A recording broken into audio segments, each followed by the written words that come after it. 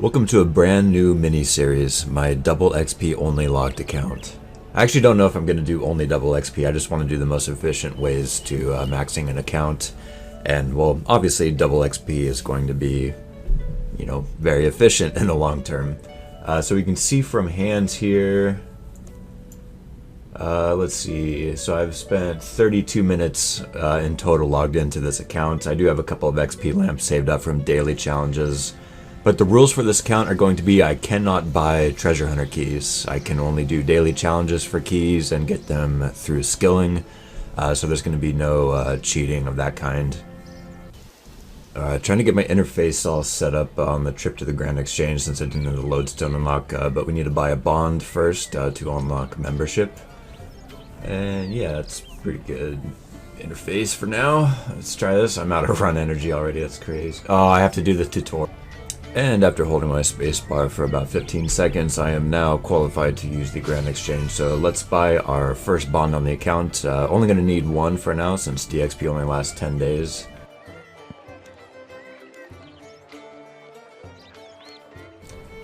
And there we are, 14 days of membership now. Let's hop to a members world and I can trade over some items and get started on the journey.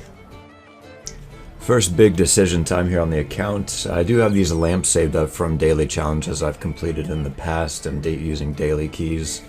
What skill to use them on? I'm inclined to go for woodcutting. I would like to unlock 60 woodcutting as soon as possible to be able to use daily use since they get dropped at all the common skilling places for double XP. So we're going to go ahead and dump all of these into woodcutting, hopefully make a little bit of a dent in that.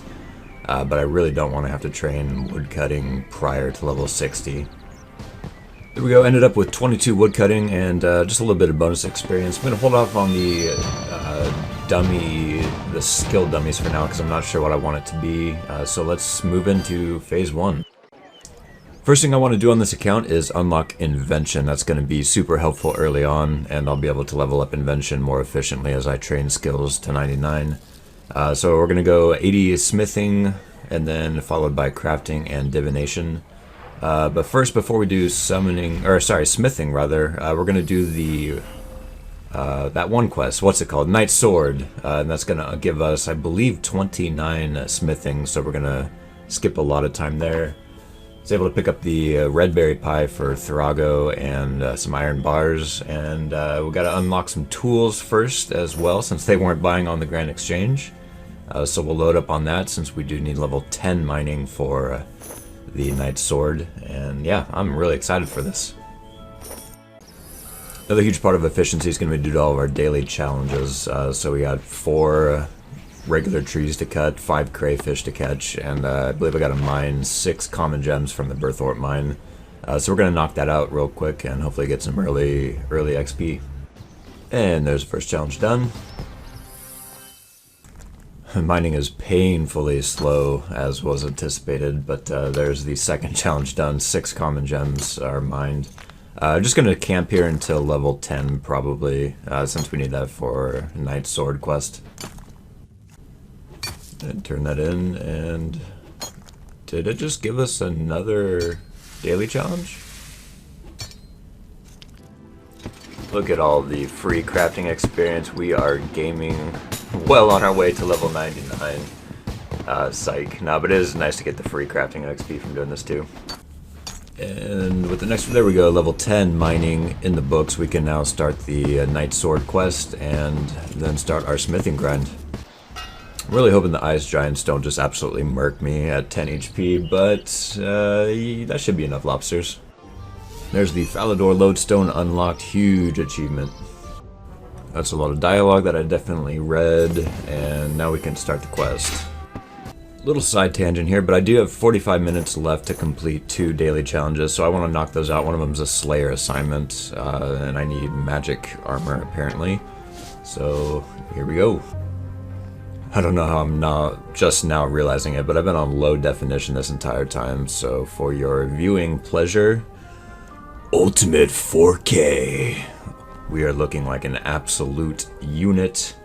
Look at us. Oh man. And there's the Falador, or where am I? Varrock lodestone unlocked, so I'm doing great. Right, what is the exciting first task going to be? What do you mean I need elemental runes? I'm wearing an air staff, bro. I'm not exactly sure what's up with the daily challenges. I did complete the fishing 5 crayfish, and it just randomly gave me 3 brand new challenges, even though I still have the Slayer one.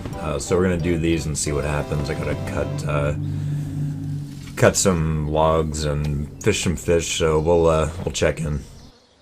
I didn't know this. Apparently it's unique to new accounts, but when you do daily challenges on a new account, it doesn't actually give you XP, it just gives you treasure hunter keys. So I completed those 3 daily challenges, and once again it gave me 3 more, but I did get some treasure hunter keys, which we need since we can't buy them, and there is the Port Sarum lodestone unlocked.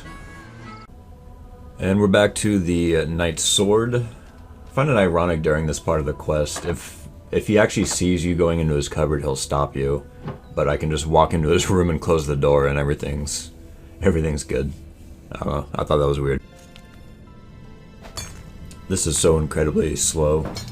I'm just trying to get 1 blurret. The quest guide recommends getting 3 in total for a later quest and achievement, but there is no way. I think it'd be faster to level up and then come all the way back here and mine 2 more.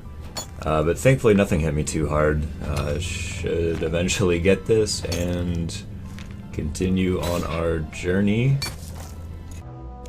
There is the quest complete, and that should give us level 29 smithing. Pretty awesome to be able to skip the early levels, and the goal is just to get straight to adamantite burial equipment for the fastest XP.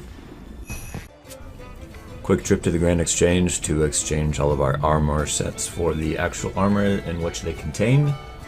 And maybe a few daily challenges yet before we start the smithing grind, I'm not sure yet. And the bank is all organized by skilling station, and I'm starting to look like a real accountant here. I also need to get 15 construction in order to start construction on oak planks and skip those early levels. So we're going to do our statues, and this might be the longest cutscene in video game history. There we go. Oh, that only got me to 4 construction. That's weak. There's another wave of daily challenges done. It's 3. I think on the next one I will start getting XP. Yeah, there we go. Okay, now we're back to like normal daily challenges where I actually get XP for them instead of just treasure hunter keys. And since we're now getting XP for our daily challenges, we can start extending them with Viswax to make it get even more XP on those early levels. And also we're going to unlock some quick teleports since, you know, time is key. Finally found how to move my double XP timer, and yeah, the smithing grind officially begins. And there is level 30 smithing, moving on to mithril. And there's our daily challenge extended, completed for smithing. That should get us 2, maybe 3 levels. 2 levels, not bad. With 9 minutes to spare on the clock. Right, onto mithril, and there is a full inventory of mithril full helms to get us started. We'll see how much XP this gets us. There's a level 9 agility from the Silverhawk boots. I'm really hoping to get a agility daily, or maybe I'll even drop some treasure hunter keys that I get into agility just to make that a little bit more worthwhile, because I'm only getting like 9 XP for base. Not great.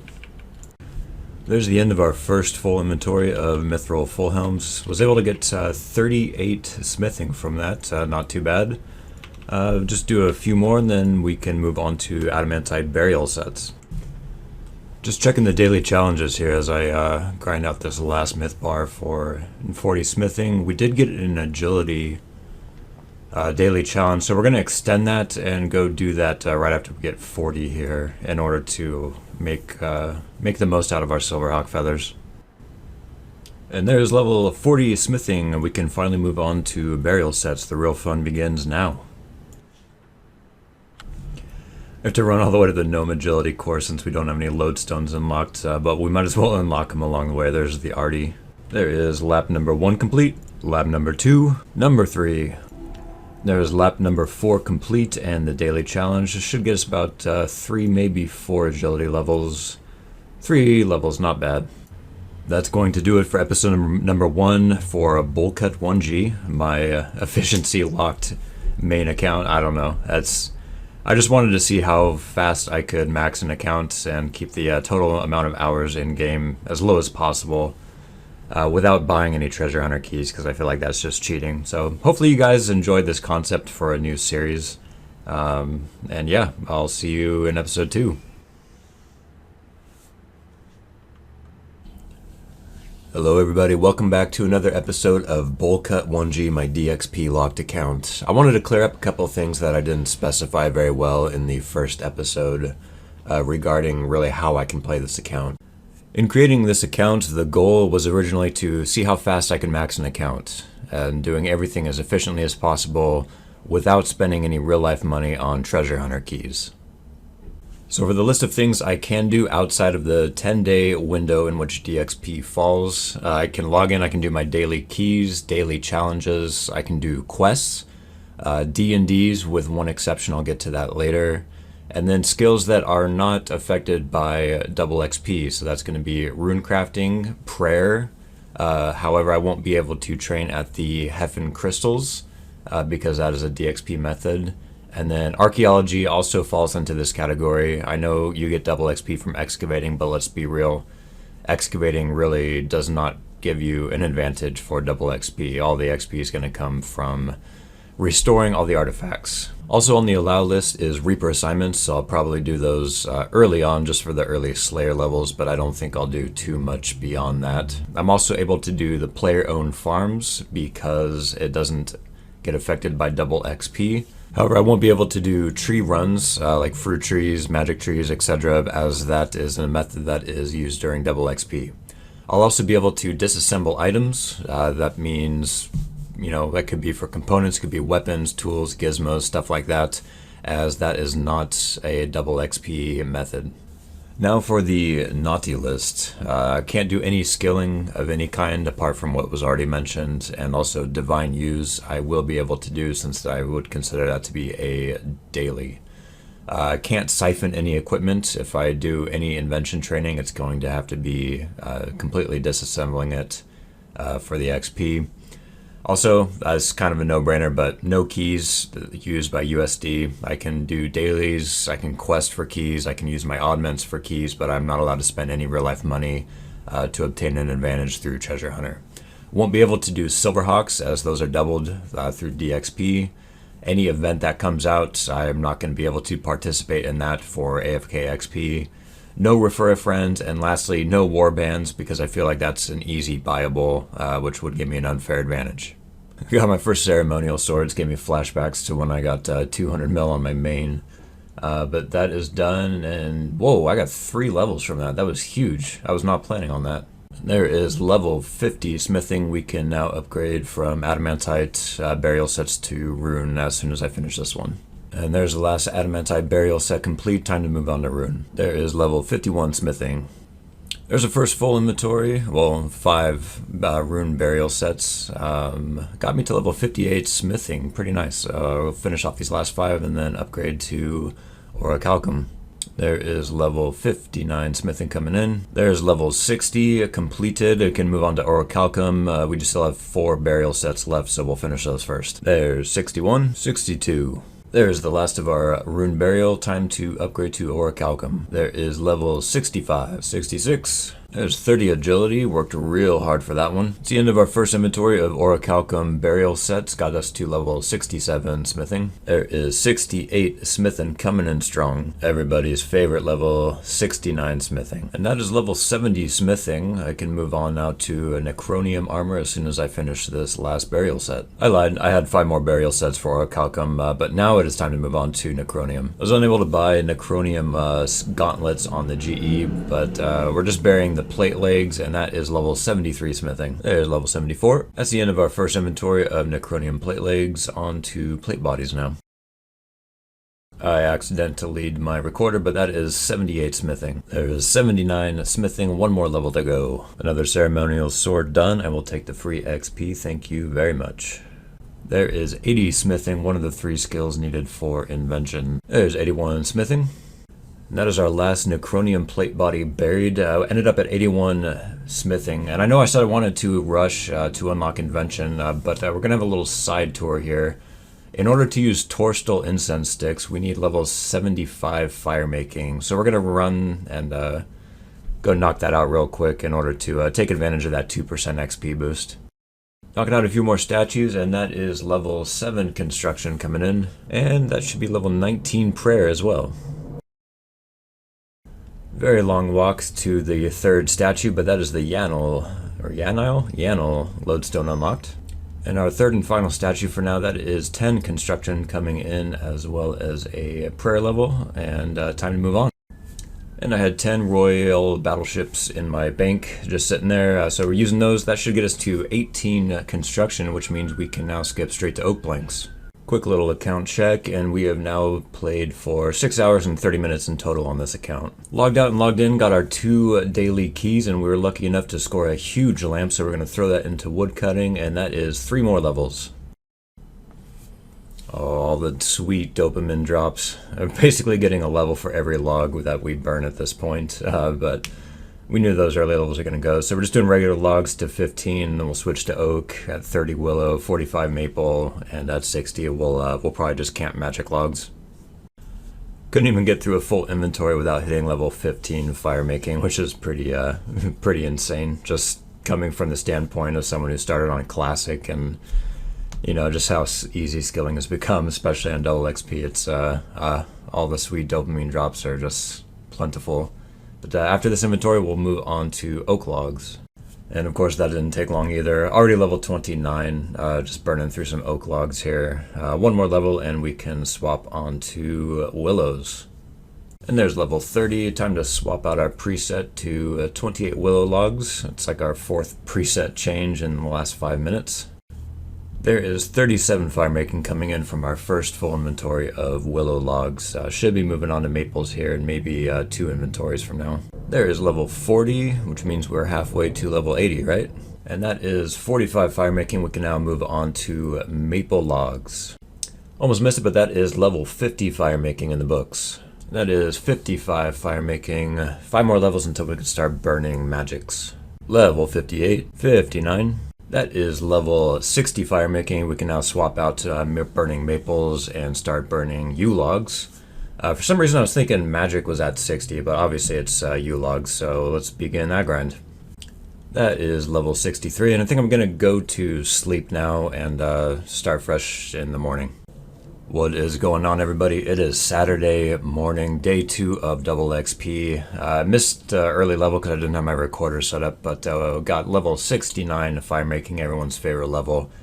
6 more levels to go until we can start burning magic logs and also start using Torstal incense sticks. So let's get after it. There's level 70 fire making, and with pulse cores we can actually boost to magic logs, so that'll speed up things quite a bit. And there we are, level 75 fire making. We can now use our Torstal incense sticks, which is huge. That is a 2% flat XP boost to all base XP. So we're going to do that, and I think we're going to just continue to 80 fire making. It's just a nice even number, and yeah, I don't know, it's kind of AFK, and I'm just chilling for the morning right now. There is 76 fire making. We had to close our citadel for efficiency experts because trolls kept placing portables over the banker. So we'll reset that in about an hour. In the meantime, this is the definition of literally unplayable. I have a fire spirit that I cannot collect the rewards from. It's just not anywhere. Oh man. Rip all the charms that I was going to get from that. That's unfortunate. There is 79 fire making coming in. 1 more level and I think we're going to go on to divination.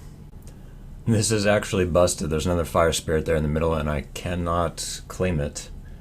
I feel like the fire spirit should be at the top of the list when you right click it, but oh man, it's just right there.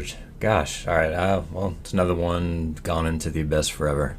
And this will be the last fire making level I get for a while. I feel like level 80 is a good stopping point, and I really want to get back to unlocking invention. Which means we got to get level 80 divination and then level 80 crafting to start that.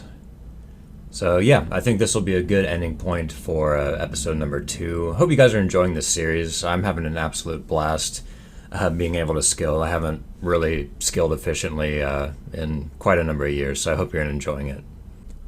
Meet Bullcut1G, my double XP locked account. Over the 10-day period in which double XP falls, I have a lot of goals that I want to accomplish.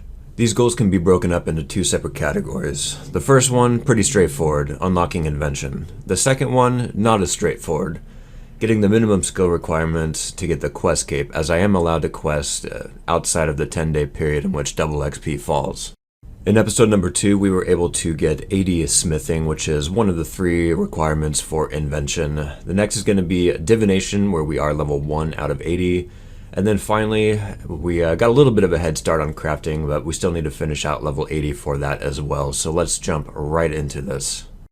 The most popular method of training divination would probably have to be Gothixian caches, a daily minigame that you can do twice a day, and you do get a lot of XP from it. However, it is time locked, and since this is a time locked account, we're going to go with Cursed Energy. Cursed Energy cannot be traded on the Grand Exchange. Instead, you're at the mercy of anybody who happens to be merching it at the time.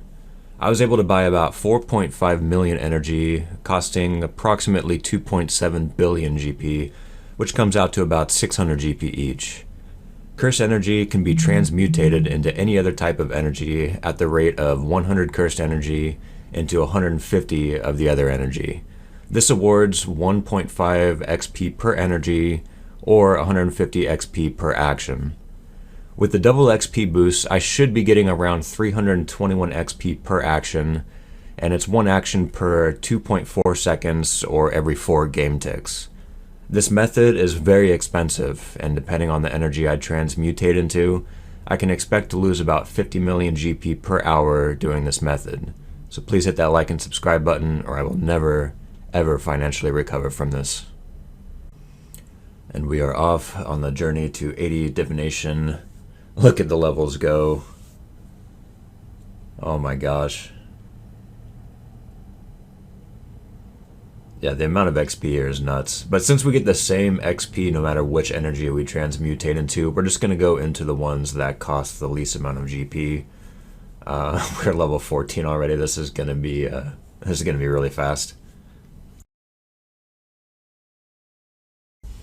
That's level 33 already. As soon as we're able to boost to level 40 with pulse cores, we're going to do sparkling energy, as that's going to be the probably the least expensive one that we can do for a while.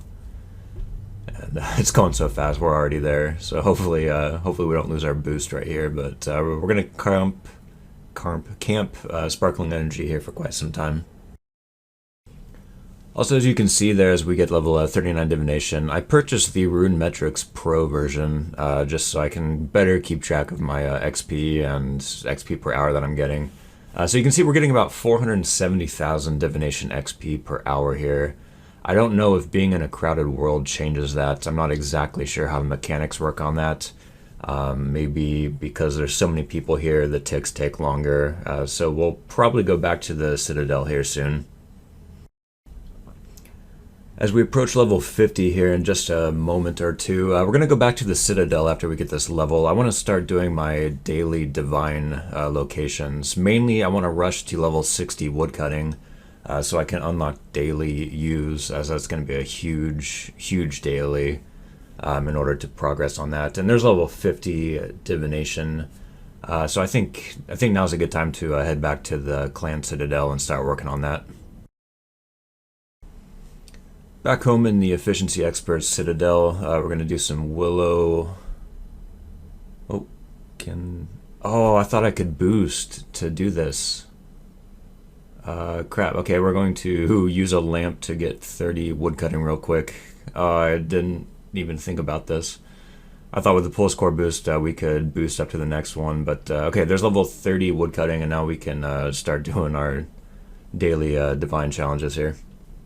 So something I never knew about divine locations, it's actually based on your total level. I always just assumed the cap was 500 resources a day, but it turns out it's essentially your total level multiplied by 2. So since we're only 400 total level, even if we extend with Viswax, we can only get 80 divine location resources per day, so that kind of puts a hindrance on our progress towards 60 woodcutting.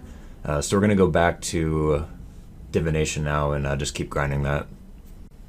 Also, I just realized I didn't record it earlier, but I got level 36 woodcutting from the few amount of daily willow divine locations I was able to do. And yeah, we're back to divination now, and this is level 59 divination coming in.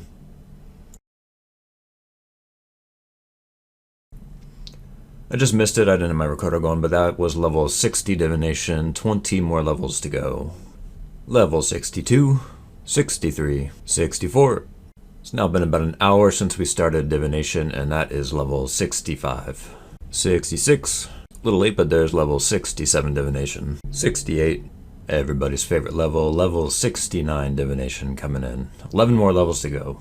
As level 70 divination, we can now start gathering fragments for the outfit. I actually don't know if cursed energy gives the fragments in order to get the outfit. You might actually have to do divination the old-fashioned way, but I'm not really sure on that. That is 71 divination. It's taken us about 2 hours so far. I set the target level to 99 on divination just to get a reasonable time estimate on how long 99 would take. And you can see on Rune Metrics it's flashing back between 24 and 25 hours, which that's a long time. So I guess we'll be throwing in some caches outside of the DXP window just to alleviate that a little bit. There's 72 divination. There's level 76 divination. Just missed it. I was cooking lunch and yeah, so I didn't record quite a few levels, but there's level 76. And that's the reason I was not able to record those levels. Made some deviled chicken and honey chipotle sauce for lunch. Very tasty. Level 77 divination. 3 more levels to go. We're getting pretty close. Level 78. Logged out for daily reset. Able to get some pull scores as our daily reward for double XP. And we'll check treasure hunter since we get our 2 daily keys. Hopefully we can get some lamps or skills to boost wood cutting. Check these out, and that is not helpful, and that's not helpful. So no help there. And I guess we'll check our daily challenges. Nice, those should all be pretty easy to do. But we're going to do our daily divine locations first. Just trying to do my daily willows, and I'm getting roasted in chat for it. Super rude. Shout out to Chris, he's a longtime fan and friend of mine. But we do have level 37 woodcutting coming in, absolutely monumental. There's 38 woodcutting coming in, quite a ways to go to level 60, but we do want to unlock Divine Use as soon as possible. Level 39 woodcutting. Close to the limit, but this should be level 40 just in the nick of time, back to finishing off divination. There is level 79 divination, just 1 more to go. And there we go, that is finally level 80 divination. It took us about 4.5 hours since we first started. Of course, we did take some breaks to do daily divine locations, logging out for reset, that kind of stuff. But 4.5 hours, and we are now level 80 divination, and that is 2 out of 3 skills level 80 required to unlock invention. Alright, let's not waste any time. We're going to go straight into crafting. The method we're going to do is just cutting gems all the way up. That is the fastest XP you can get. Faster than proteins any, which I have quite a few of. So we're just going to start with sapphires, work our way up, and this shouldn't take too long at all. I forgot we got to configure this to cut gems. And let's begin the grind. All the sweet dopamine hits. I never get tired of seeing just how fast this goes at the early levels. I mean, it's just constantly leveling up. It's amazing. I love it. There's level 39 crafting, and 40 should follow here pretty soon. I'm just going to cut sapphires until I can do diamonds, and then diamonds into dragonstones, and then we'll probably just camp dragonstones all the way to 99 eventually. But for now, we're just going to stop at level 80. There is level 44 crafting. Got just a few sapphires left. We'll just finish these off and then switch off to diamonds. Updating our preset yet again, switching out 28 uncut diamonds, and this should go a lot faster than cutting sapphires, even though sapphires was ridiculously fast as is. And this should be level 45 crafting coming in. 46, 47, 48, 49. There's the big 5-0. Just a few more levels until we unlock dragon stones. 51. This is absolutely wild. We're getting almost 1 mil XP an hour doing uncut diamonds. It's not even dragon stones, but that is level 52 crafting coming in. 53, 54, 55 crafting. That's going to be it for episode number 3. To give you guys a reference of time, since I'll be uploading the rest of the videos after double XP ends, it's about 7:30 p.m. on Saturday, day 2 of double XP. I'm having an absolute blast playing this account, as I haven't been able to skill in a few years since I hit 5.6 bill XP on my main. I hope you're enjoying the series. If you are, please leave a like and comment, as it really, really helps my channel continue to grow and reach more people. I'll see y'all in episode number 4. During episode 3, I was able to finish out 80 divination doing cursed energy all the way, and we did get a little bit of a head start on crafting, getting to level 56 unlocking uncut dragonstones. During double XP with all the buffs that come with it, I can expect to get about 329 XP per uncut dragonstone. I need 1.8 million XP in order to get to level 80, so that comes out to roughly 5,478 uncut dragonstones. The price of the uncut dragonstones is about 5,500 each, and the cuts go for about 4.8 thousand. This means for level 80, it'll cost me approximately 3.8 million in total with a 10 mil upfront cost, and level 99 will cost just over 9 mil with a 71 mil upfront cost.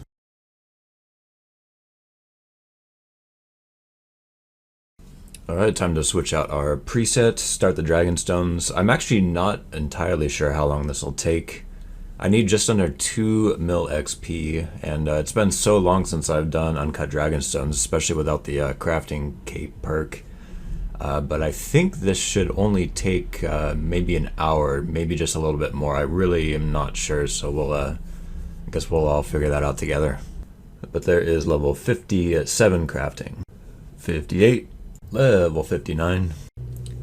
There's level 50 agility. I actually am not sure how long agility is going to take on this journey. It's really, really difficult to calculate it because it's exponential on the higher level you are, the more XP you get per Silverhawk feather. So I haven't really found a good calculator, especially taking in double XP into account. I'm hoping I can finish it off within 2 double XPs, but that remains to be noticed. And there is level 60 crafting as well, big 60.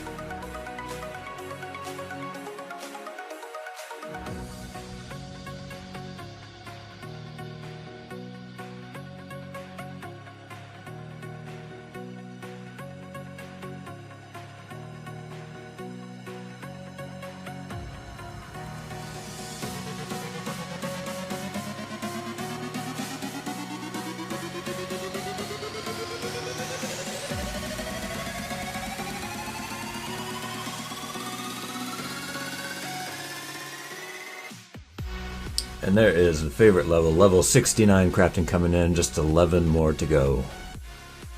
And this should be level 70 coming in here pretty shortly. As you can see on rune metrics, I'm getting just over 1.5 mil XP an hour. It's actually a little bit less than I thought it was going to be. I thought it was going to be a little bit closer to 2, but again, I haven't done this in so long that I wasn't really sure. So should be coming up on 80 here within the hour.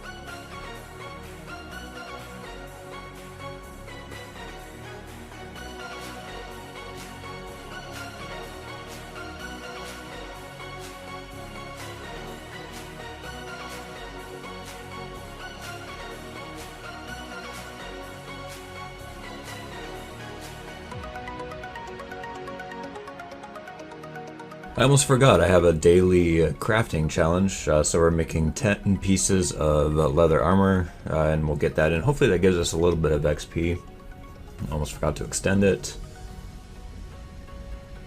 So yeah, we'll turn this in. This might give us pretty good one short, of course. We're gaming.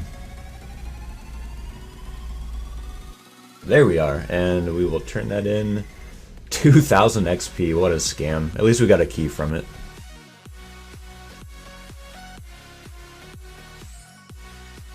Level 77 crafting, we are almost there.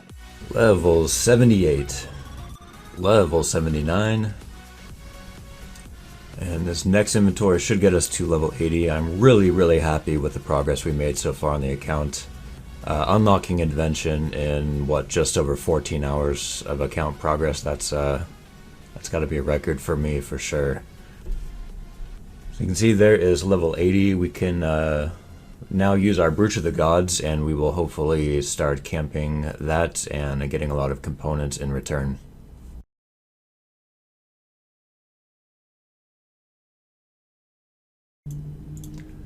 If you remember, we did have a daily challenge that I extended to kill 30 enemies, and since I am a complete noob, we are just going to the Berthorpe Patrol Mine here.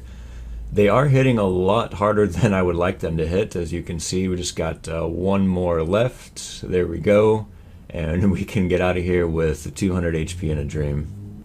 And as we claim our weekly rewards, that challenge skip token is going to be really nice for the future. Now the real question remains what to do with our challenge lamp that we got for combat XP. I'm thinking I'm going to dump everything early into magic. The sooner I can unlock that, the more content I'll be able to do. This should give me quite a few levels, so we're going to just throw it on magic. And level 18, nice.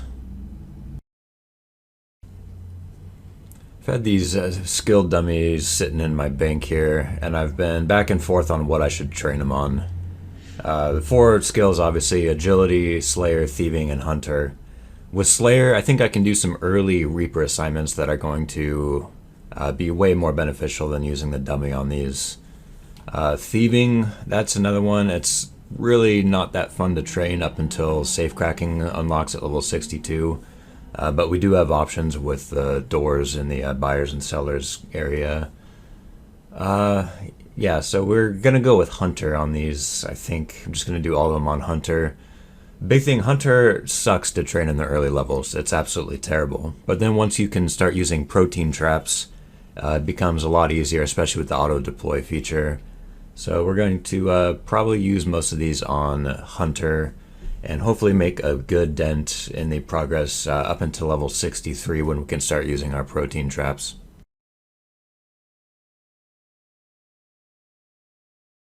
And this should be level 11 Hunter coming in. Not a bad start, just off one dummy, and we can move on to fletching. That's going to be it for episode 4. It's a short one today, but nevertheless productive, as we did unlock Invention in just 14 hours of play on a new account. Join me next episode as we begin to tackle the minimum skill requirements to unlock the quest cape and everything that entails. I really hope you're enjoying this series as much as I am. There's something about a brand new account and a set of goals that just makes me fall in love with this game all over again. If you're enjoying, please drop a like and a comment with suggestions or predictions on when I can max. Tomorrow's my birthday, so I hope to have episode 5 out within a couple of days. Thanks for watching.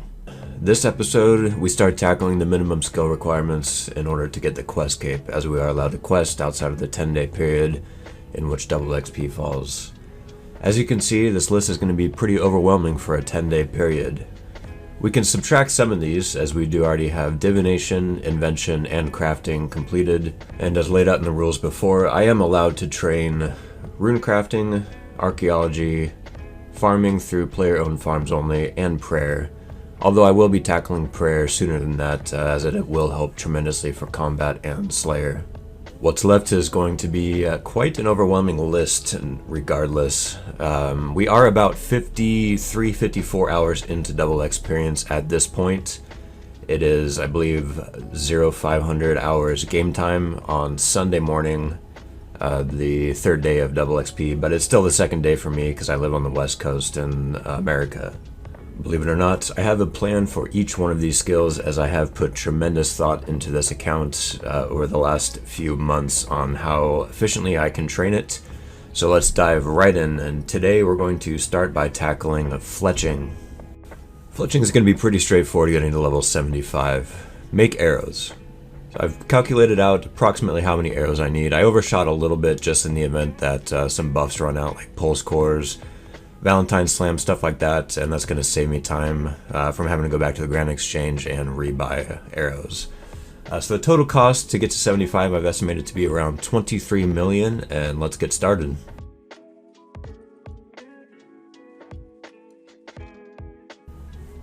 Alright, let's get all of our arrows and fletching items out of the bank.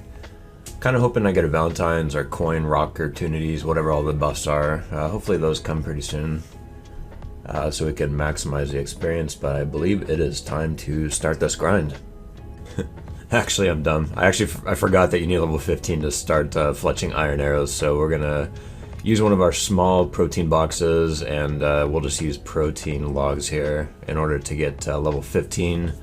Hopefully it doesn't take real long, and then we can start the arrow grind.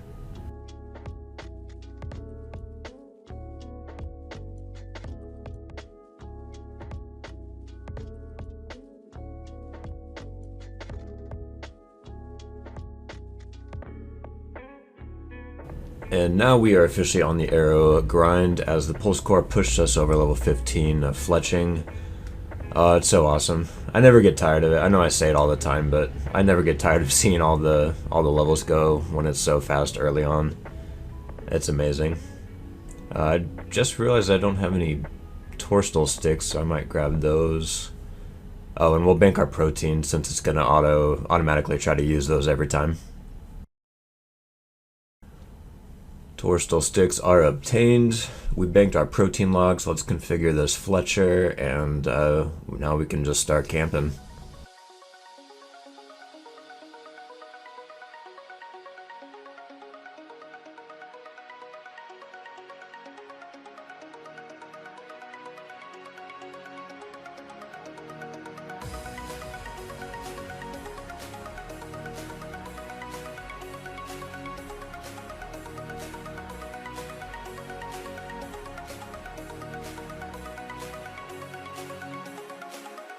Cut a little bit close there on how many iron arrow tips I bought. I guess it's because I used proteins and then started iron arrows at like level 12 or something. But there's level 30. We can now move on to steel arrows, and that is the last of our iron arrow tips. That was immaculately calculated.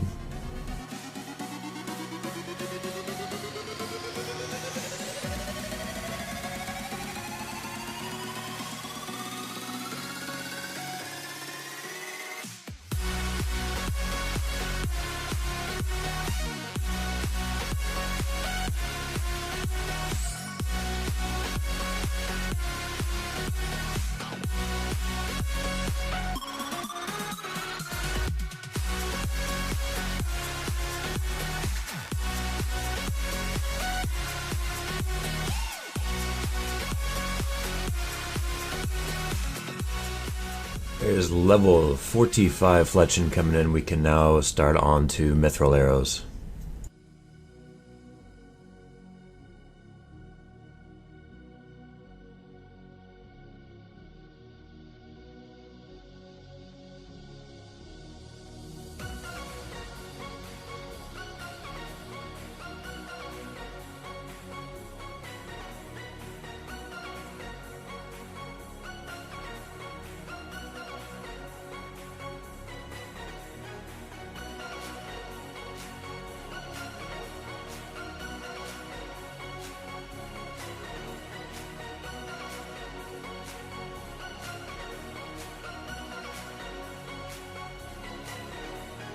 There is the big 5-0, 50 fletching coming in, still going strong.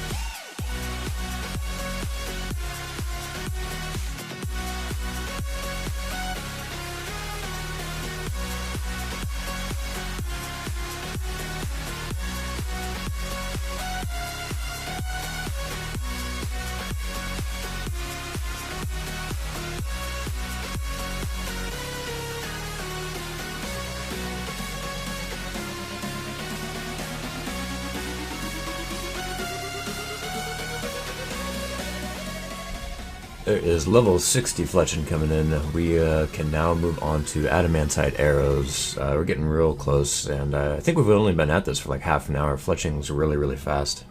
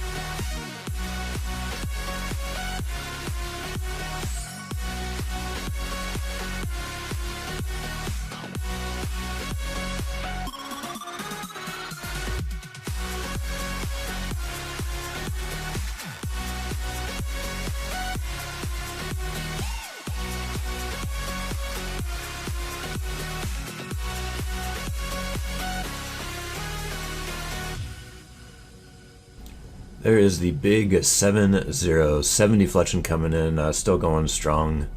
Almost time for, actually we're almost done. Level 71, 72, level 73. And good morning everyone, it is Sunday morning, day 3 of double XP.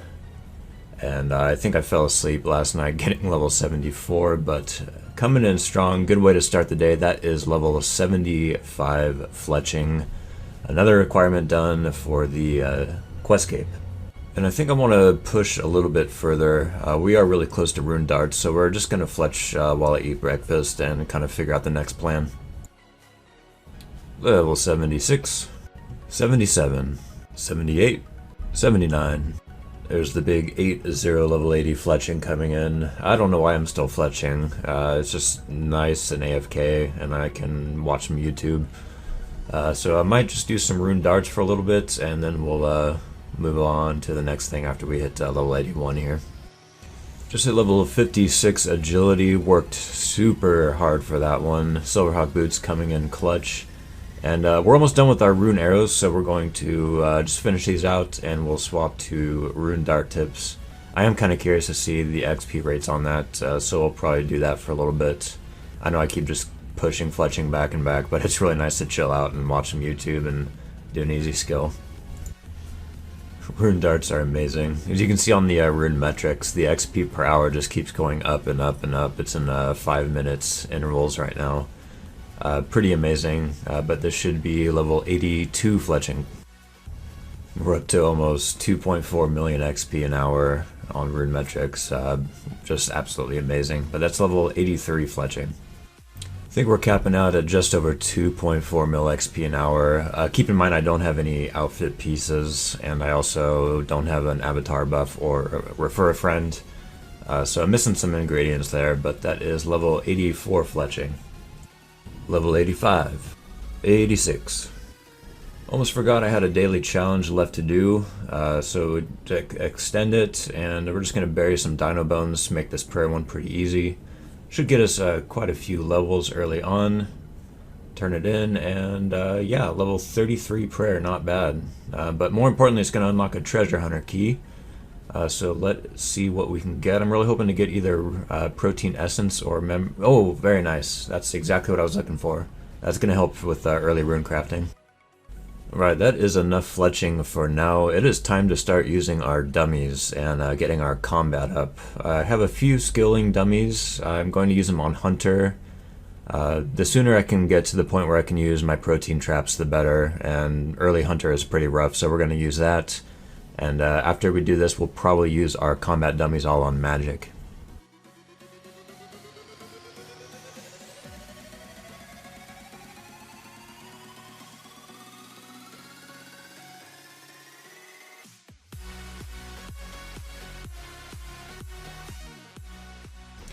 That is the last of the hunter dummies for now. Hopefully I get some more during those double XP, because I do have quite a ways to go on hunter and thieving. Level 25 hunter though, it's a pretty good start, and now it's time to just use all of our combat dummies on magic. The goal is to be able to unlock Elite Dungeons 3, well not unlock, but get to a point where I can efficiently start training ED3. Get my magic up, and that's going to help a lot for getting Reaper assignments for Slayer, and then obviously doing Slayer as well. There's level 25 magic. I forgot I had to go get my tier upgrades for magic out of the bank. We are just training magic. We can always do defense later, as you can train both at the same time, but I just want to get at least to 50 magic as quickly as possible. And typically dummies are not a good use on double XP, combat dummies that is, but I believe at the earlier levels it's just infallible because you get so many levels so fast. I don't really know when the changeover point is when it stops becoming efficient, but hopefully we don't run into that. We don't have too many dummies, so we're just trying to get as many magic levels early on as possible. There's level 30, you can throw on our Batwing main and offhand now, a little bit more damage.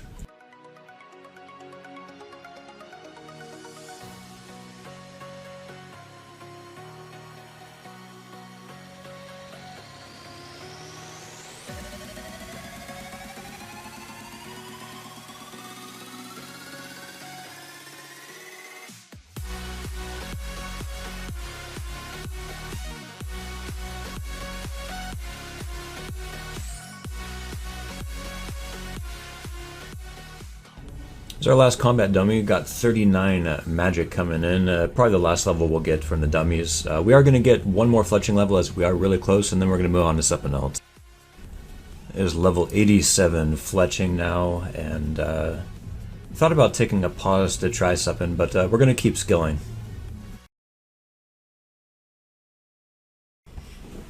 We're going to move on to some cooking. The method we're going to do to 99 is making wines. It's pretty expensive, but it's also very fast XP.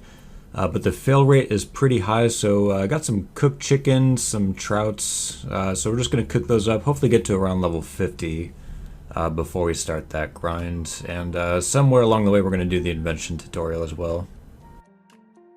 I will never get tired of seeing all the levels go early on.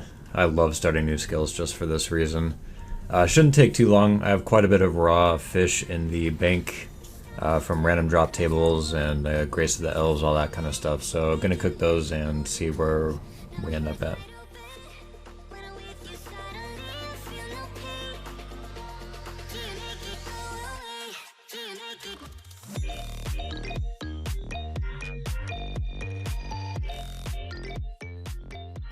Ran out of trout, but perfect timing. The pulse core boost put us over 40 cooking, so we can now start grinding on these lobsters, and I think that'll be the end of it.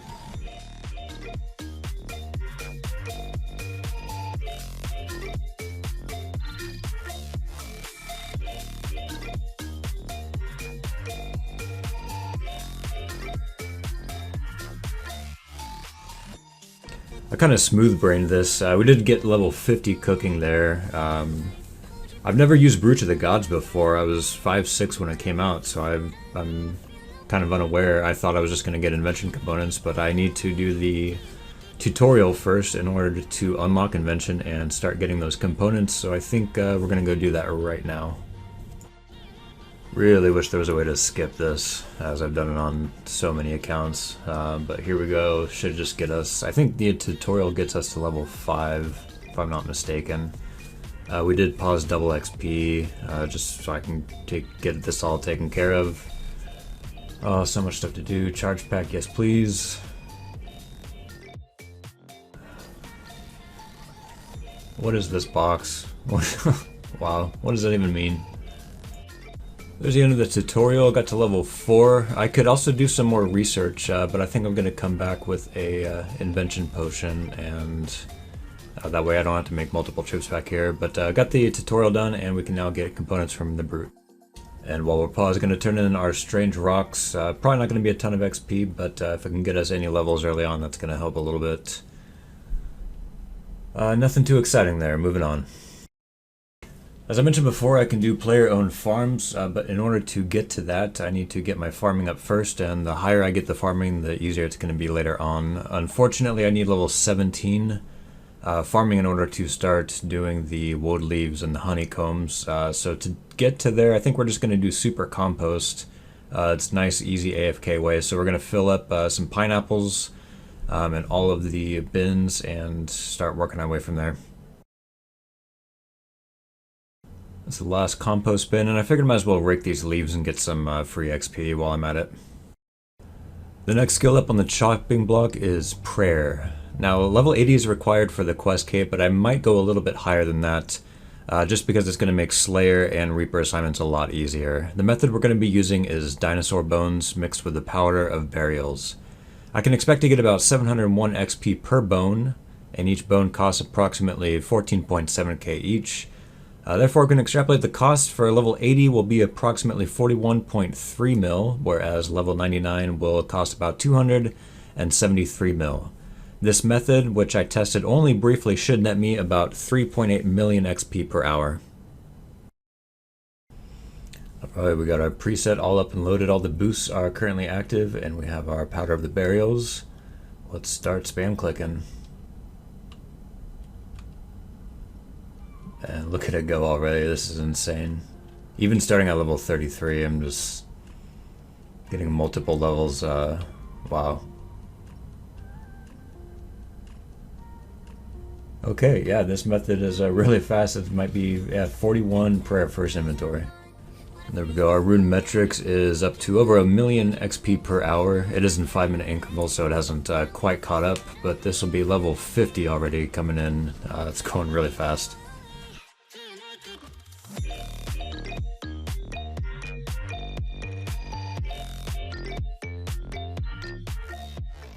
And that is level 60.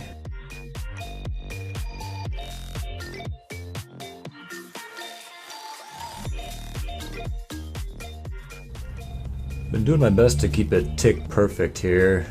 Try not to waste any time in between banking. Just under 4 mil XP an hour. I think if I had the outfit and the avatar bonus, it'd be over 4 mil an hour, which is pretty nuts. But that is level 68 prayer. Still going hard.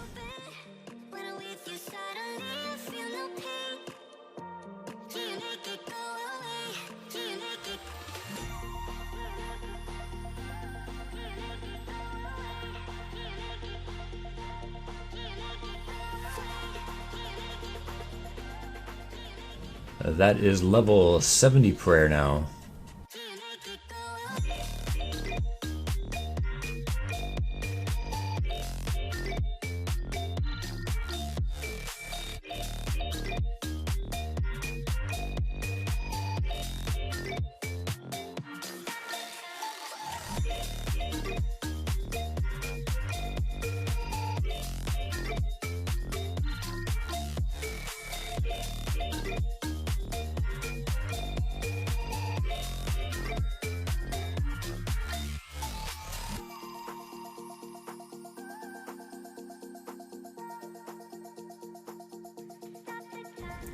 And this next inventory, maybe the next one, will get us to level 80 prayer, which is the highest prayer we need for any quest in the game. I think we're going to keep going though. We do have, 15 minutes left on the powder of burials.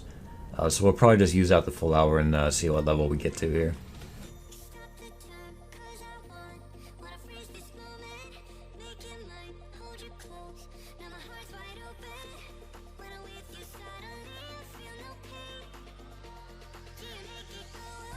At a RuneScape celebrity sighting here in the Efficiency Expert Citadel.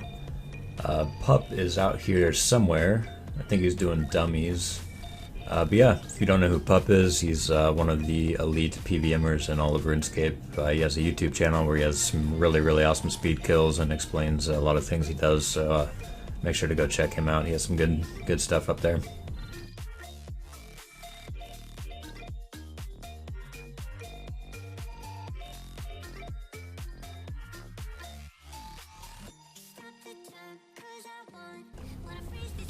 We are racing the clock, 20 seconds left on our powder of burials, and we are very, very close to level 86, hoping we can get this just in the nick of time.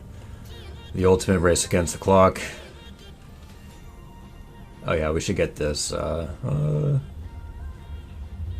just in the nick of time. There we go, level 86 prayers. So we're done with that. Probably going to be sitting at 86 for a long time, but it is really nice to get that out of the way. It's going to help a lot for Slayer and doing Reaper assignments later on.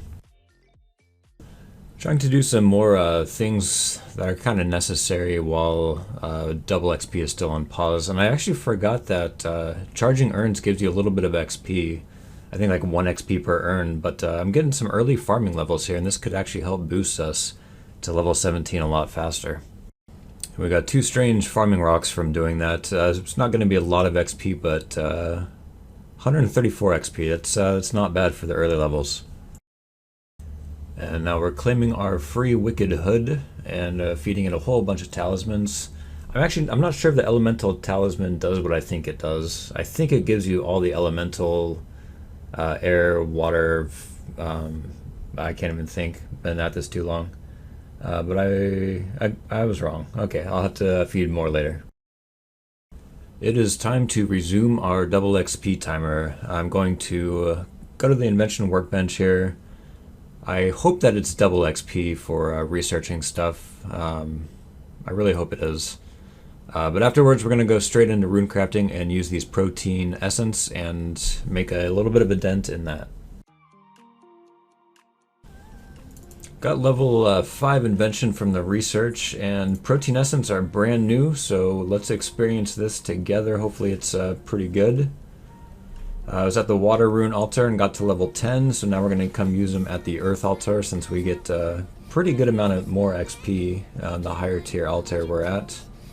Yeah, we'll do a progress update here pretty soon.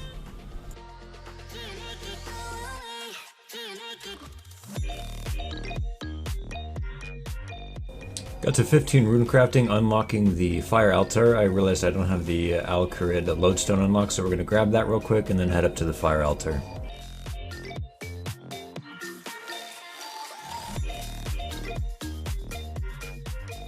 And that was pretty easy. Level 20, we can now move on to the body altar.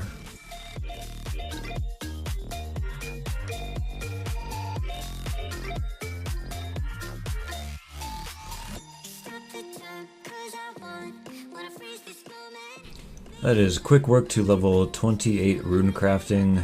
I could do the cosmic altar, but I believe I have to do the Lost City quest first in order to unlock that. I don't think I can go through the abyss. Well, actually I haven't done the mini quest yet, so I definitely can't do that. Yeah, I guess I'll have to come back to that, and we'll finish up our super compost for farming and make some more progress on that.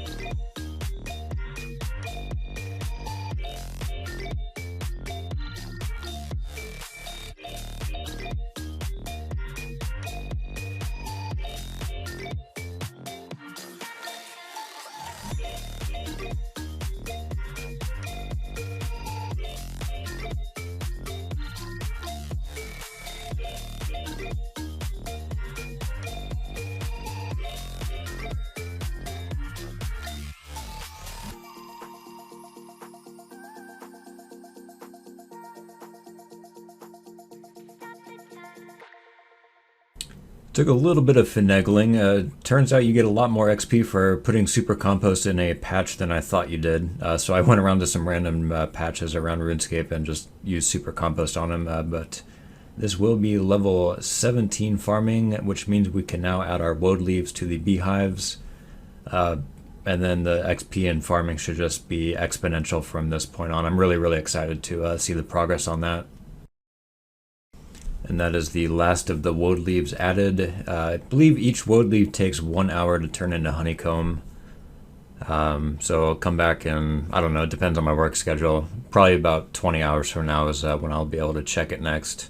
But that should be absolutely huge farming XP, especially on double XP. I do want to get back to cooking though. It's time to go for the wines. It is time to spend some of our hard-earned oddments. We're going to drop 2,000 oddments to buy 5 treasure hunter keys. This promo seems pretty good for the time being.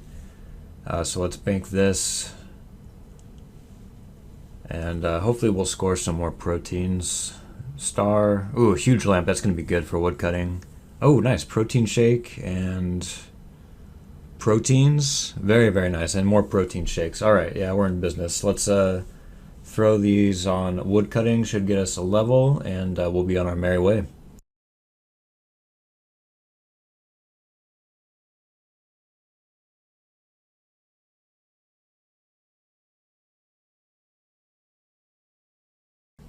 This is going to be my last inventory of lobsters. I just wanted to get to around level 55, just so I don't completely ruin all the wines and waste money and XP there. But it is now officially time to start the journey for wines. I'm really excited. I should be getting really, really good XP rates doing this. If I can configure this correctly, we will start. I guess we can't use the craft or the cooker. Okay. For the quest cape, we need level 70 cooking, and the method we're going to be using is wines, as that is the most efficient. 1 grape plus 1 jug of water will get us 1 wine. The ingredients cost about 9,100 GP on average per wine, and I'm going to get about 430 XP per wine on double XP using all the boosts. So we can extrapolate the level 70 cost should be just over 12 mil, and the cost for level 99 is going to be a little bit higher, right around 272 mil, give or take. Let's get into it.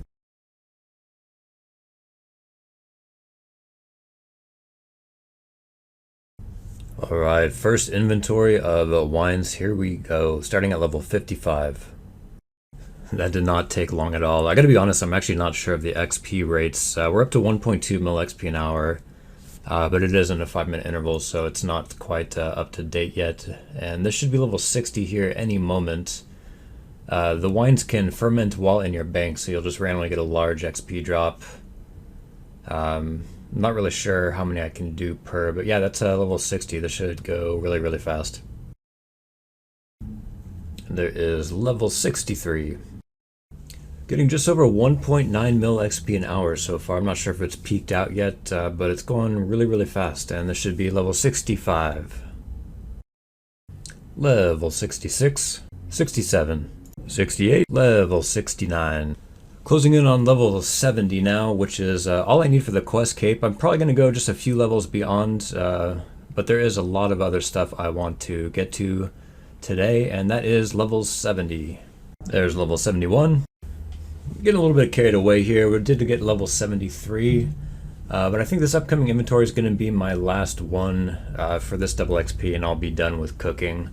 Want to get started on the player-owned farms. If you remember, I got 17 farming last episode, and I was able to unlock the honeycomb. So we're going to go check out those. That should get us a lot of XP, and we'll see where we're at right after this inventory. Almost forgot our insect repellent. Can't do honeycombs without that. Really, really, really excited to check this. It's been about 20 hours since I added the wood leaves to the honeycomb, so we're not even maxed out. Should get about 20 honeycomb per beehive here, so let's just start ripping these levels out and see where it gets us.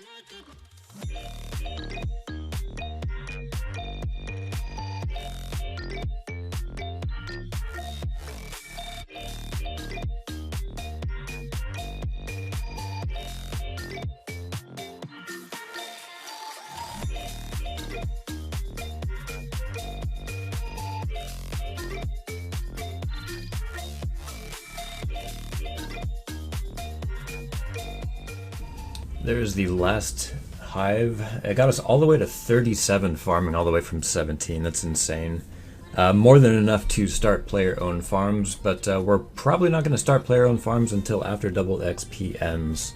Since the farm is not double XP, we'll just cash in on these and leave it AFK for now. What is going on, everybody? It is officially day 4 of double XP. It is Monday morning for me, doing our daily willow logs, trying to get that wood cutting up to level 60 by any means necessary. It's kind of hard. It doesn't take a lot of resources, and I have to basically drop the divine locations on all my accounts, but that's done. Time to do our dailies. I guess we're going to just use a skip for agility since it's just time wasted. And hey, pretty good agility XP here. We're going to go take care of the other dailies and move on. And that is 6 government drones caught. We completed our daily challenge and we can turn that in. Pretty decent amount of XP there. Any of these hunter levels we can skip is nice. So we're level 28 now, still a ways to go. And time to use our daily keys along with the keys we earned from the daily challenges. Hoping for some XP lamps, but it's not looking good. At least we're earning some proteins from oddments from this. Man, that was pretty garbage. Oh well, moving on. Hello everyone. Probably not much time has elapsed since the last clip, but it is actually about 30 hours later for me. It is now Tuesday night for me. I just got off work.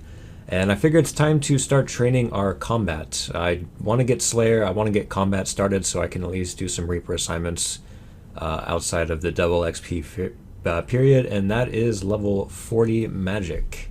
Can now move up to Split Bark. Made pretty good progress on the daily challenges. I had 15 combat as a challenge, or 15 things to kill. I got to level 41 magic. I just want to get that at least to level 50. I can face tank on my main and do some ED3 trash runs on this account. Finishing up our last daily here. Should be done pretty soon. There we go. And we can turn that in for XP and use our daily keys as well as the keys we just earned from doing 3 challenges. So let's get into that.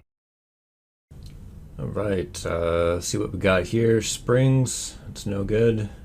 More springs. We'll take the proteins, but yeah, the feathers and springs don't do us a whole lot of good. At least we're able to stack some oddments for them. Time to do some daily divine, starting off with willows, trying to get that woodcutting up. There's level 45 woodcutting. We can now do daily, or not daily, I'm so tired. We can do divine maples now, which is going to give us a little bit quicker resource filling. These low-level divine locations are really a pain to do. Just because no one drops them, I have to do them all myself on my mains, and it's still not enough to max, but on to maples we go. There's 46 woodcutting. Level 47.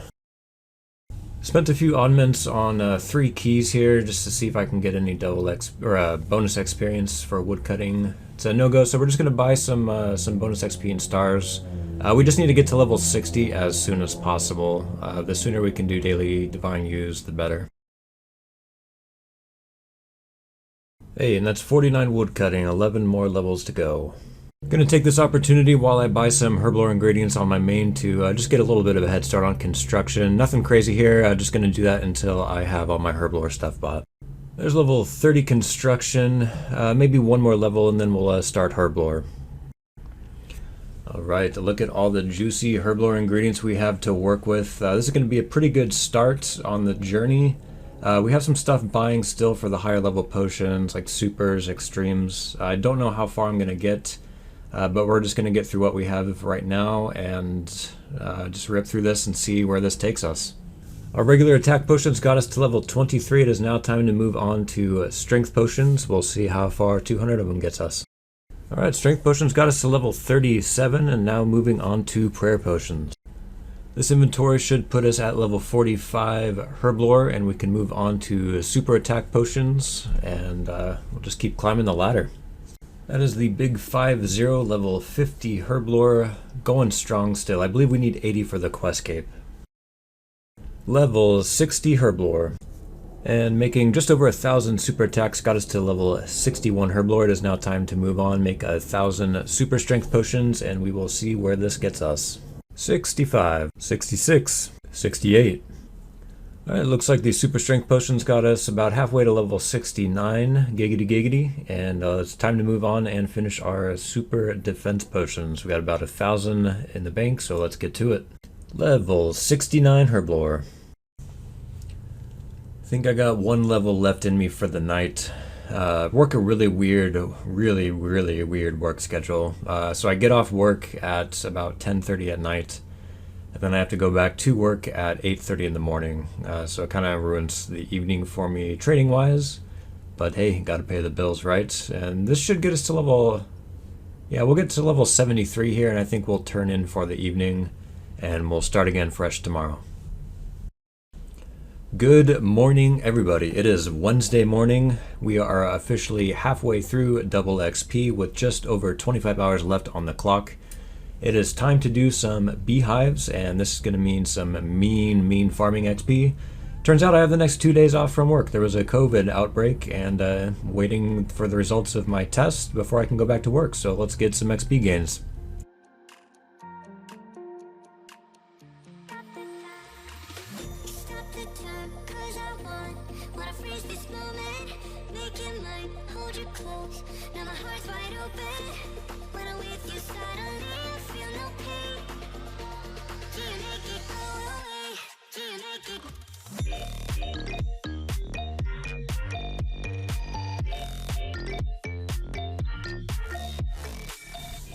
Switching gears now as we enter the last half of double XP, we are going to start on dungeoneering. Main thing is we need level 75 in order to unlock Prif City via the Plague's End quest, and what better time to do it than double XP. I'm just going to be kind of leeching around on my alt here while I run the dungeons through as fast as I can on my main, just the two of us, and we can make it if we try. Let's get it.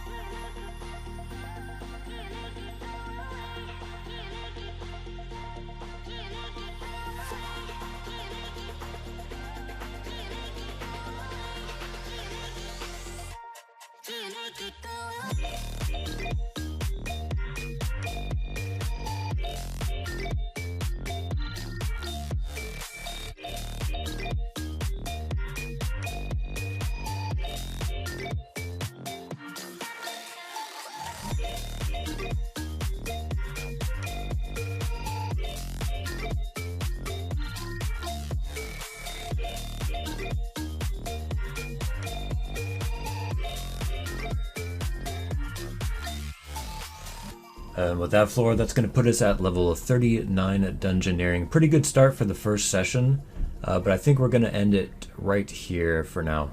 I'm still undecided if I'm going to eventually want to do the completion escape on this account, but I figured I might as well just leave the option open. So I need to get level 90 in a skill in order to unlock the player-owned ports, as that is a massive time gate requirement for the completion escape. I got a little bit carried away, ended up with level 91 fletching, and it is time to move on to a few other things. As much as I'd like to just get in and start grinding out skills, unfortunately there's some more behind the scenes stuff that needs to happen. I'm going to use my combat dummies on magic. I do want to get to level 50 so I can start doing trash runs and capitalize on that. I also need to do my daily divine locations and finish up all the herblore stuff that bought overnight while I was sleeping. So just kind of a fast forward here. As you can see, I was able to accomplish quite a bit. Got a few herblore levels, and I was able to get to level 50 woodcutting eventually off of divine maple locations. And now the real boring part. I need to get my fishing up. There's level 3 fishing, and I just realized I forgot to get urns, so I'm going to go do that real quick. I was able to get all the way to level 13 fishing just off the daily limit for fishing urns. I think they just give 1 XP each, but hey, that adds up, so we will take it. And I got 2 strange rocks, so we'll go throw that in and hopefully get level 14 to start. There we go, level 14, and we can begin our fishing grind. There's no redeeming qualities to making you guys watch me do low-level fishing, so I'm just going to fast forward through this part. The short-term goal is to be able to fish in Menethos, and I would like to be able to unlock daily divine locations for fishing as well, as I'll be able to do those outside of double XP. Short little break, I was able to get level 51 woodcutting on a divine maple there, and it is time to move on to fly fishing. As I said earlier, I don't want to make you guys watch me fish, so I will just fast forward this part and cue you in on my next goals. For fishing, I'm just going to fish for a while here until I am able to do Menethos. And then I'm going to take a pause and start doing some quests that are going to be much needed. First up on the list is Wolf Whistle to unlock summoning and get started as that, as I do need level 75 for Prif. And then it'll be Waterfall Quest, Tree Gnome Village, and Tree Gnome Stronghold to get some early attack and strength defense levels. Those are going to be really, really nice. Dwarf Cannon's next on the list to unlock the Dwarf Cannon, obviously, as that's going to be really, really helpful for Slayer mobs. And then we have Fight Arena and Merlin's Crystal for some defense XP. And Holy Grail, that'll be some nice defense. I think it's defense or attack XP, I can't remember. And then Priest in Peril to unlock Canifis, as that will be somewhere we're going to be camping for a long time for Hunter. So as you can see, we got level 38 fishing, and it is now time to take a pause and start knocking out those quests. That is Wolf Whistle done, and a very large amount of gold charms, which are going to be nice to use on double XP, get those early levels out of the way. Moving on to the Waterfall quest, Crash the Raft. This kid is a dick. Read the book, contemplate my life choices while I go through this maze. Grab the key, free the gnome in exchange for the pebble. Start Tree Gnome Village so I don't have to navigate that maze again. Enter the tomb, grab 2 amulets, desecrate a tomb for this urn, enter the waterfall, grab this key, enter the room with the key, use one of each of our runes on the pillars, use Glariel's amulet on Statue of Glariel, and finally use the urn on the chalice, and boom, waterfall quest is done. That is level 30 attack and strength all in one go. Love to see that. That's easily the best quest for new accounts to get those early levels out of the way. Now it's time to finish Tree Gnome Village, which we started. Grab 6 logs. Okay, I've got some wood. It's funny, I remember when this used to be a difficult fight, but yeah, 3 abilities. See ya, kid. That is Tree Gnome Village done. 36 attack, and we will now do the Tree Gnome Stronghold. Oh, it's called the Grand Tree Quest. I knew I had something wrong. Yeah, here we go. That is the Grand Tree completed. 5 quest points, that's gonna be nice. Yeah, some magic XP, some agility XP, and we're going to put this combat lamp on ranged, and that'll get us a lot of levels. Hopefully, yeah, level 33 range. That's a lot of skips. And after this dialogue, that'll be the Dwarf Cannon quest completed. Unfortunately, I didn't lock the upgrades from Artisan's Workshop, and I don't think I'm going to on this double XP, so I'll have to click every 30 ammo. But this is going to help out a lot for Slayer mobs when I start Slayer. And moving forward, it is on to the Fight Arena, another must-have for the early levels. And that is Fight Arena completed for some massive attack XP. Level 40 attack already, and I haven't even wielded a sword yet. That is why we do quests, not because we enjoy them. Moving on to Merlin's Crystal now. I don't know why I'm doing allotments, but that is level 45 farming. That is 1 smashed crystal. Got a little bit lazy with my recording. Don't think I grabbed the end of Merlin's Crystal, but this is now the Holy Grail completed, and this is going to get us a ton of defense levels. Booyah. 30 defense off 1 quest. And after this dialogue, that will be the Priest in Peril quest completed. A couple more things I want to do before I start the timer again, but that is the last quest to complete for now. Doing our statue here in Canifis, that's going to be level 32 construction, and we're going to do the Slayer mob here, which gets us level 3 Slayer. That is significantly lower than I thought. Moving on. We had 14 keys from all the quests that we did. Unfortunately, we didn't get a whole lot from it. A couple proteins, 1 lamp, and some stars that we used on woodcutting. And finally, the last step before we resume our double XP timer, I want to disassemble all this extra smithing stuff and fletching stuff that I have. Maybe just get a couple of invention levels out of it, which is going to help unlock level 10 augmentable stuff, and able to get to level 8 here, I believe is what I ended up with. I appreciate you guys tuning in to watch. That's going to do it for episode number 8. We were able to make pretty good progress. Unlocking those early quests and early levels is really helping to pave the way so we can start grinding once we unpause our double XP timer again. I hope you're all having a wonderful summer. Again, I apologize for the lengthy delays between uploads, but now that I'm settled and situated a little bit better, should be getting back to more regular posting. Hope you're all enjoying everything, and I'll see you in the next video. Unpause the double XP timer, and I had a couple of thieving dummies in the bank, so we're going to knock those out real quick. As you can see, fast forwarded, and I was able to get to level 24 thieving. Pretty decent start. It was then time to move on to our daily woad leave honeycomb run. As you can see, we started with level 46 farming, and just after doing that, so we were able to get all the way to level 50. Alright, it is now time to move on to some summoning training. Thanks to the Wolf Whistle quest, we were able to pick up 275 gold charms, and I have all the ingredients I need to use those to the most efficient way possible, starting with raw chickens. And we're just going to turn them into scrolls to save some time and get a little bit of extra XP, even though it really doesn't do much. And we'll see where this gets us. I used Tippet's calculator for summoning planner. Although the multiplier was only 2x, which I'm going to be getting a little bit more of thanks to the pulse cores and Avaboost, Valentine Slam, stuff like that. But I should end up with level 27 summoning as we finish here, which yeah, I should get 27 right here. And yeah, we're gonna move on, do some more combat dummies, get magic, and start Elite Dungeons 3. Skipping forward a little bit, I did have just under 20 combat dummies, and I wanted to use them. Basically, you just need to get level 50, so I have a decent hit chance. And the final stop before we begin combat, I'm just going to plant some trees. Full fruit tree, full wood tree run. It's just going to be really easy XP. It takes, what, 4 minutes to go all around RuneScape and make the run. And it's a lot of XP on double XP, so I figured it's going to be worth it. It is time to grab our first Reaper assignment. I'm hoping it's going to be the Giant Mole, which sounds weird saying because it's an awful boss. There we go. Alright, yeah, we got the Giant Mole. And this is going to be really, really good for early Slayer XP, as you will soon see. Alright, this is the plan for training combat for now. I have my main just in full Acto, Spirit Shield, Animate Dead, basically just face tanking everything.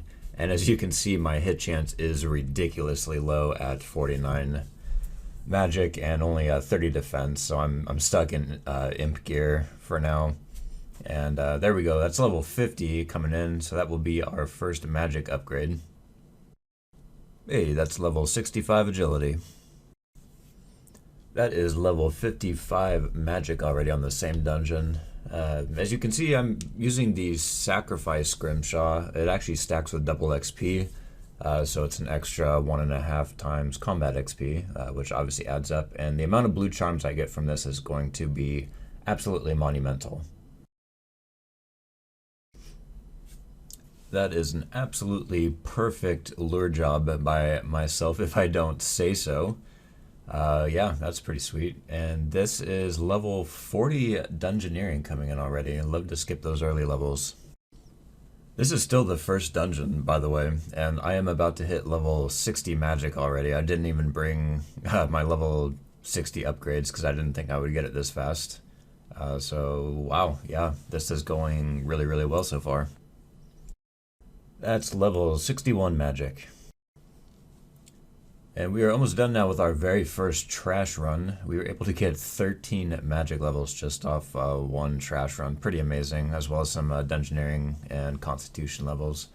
I'm going to get my magic up before I start training defense. I just want to be able to wield a decent weapon with a decent hit chance. And then the defense level should start flying after that. There is level 64 magic, and we switch to our Griffloom tier 60 weapons.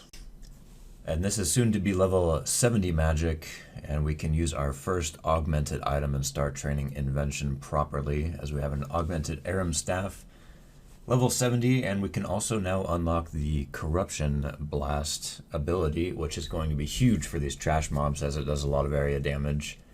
So this should pick up the XP per hour quite a bit, and I might switch to defense training, but I haven't decided yet. These skeletons absolutely shred against level 30 defense. But we get to see Corruption Blast in action here on Bossy McBossface. Oh, that's awesome. Followed up with a Detonate.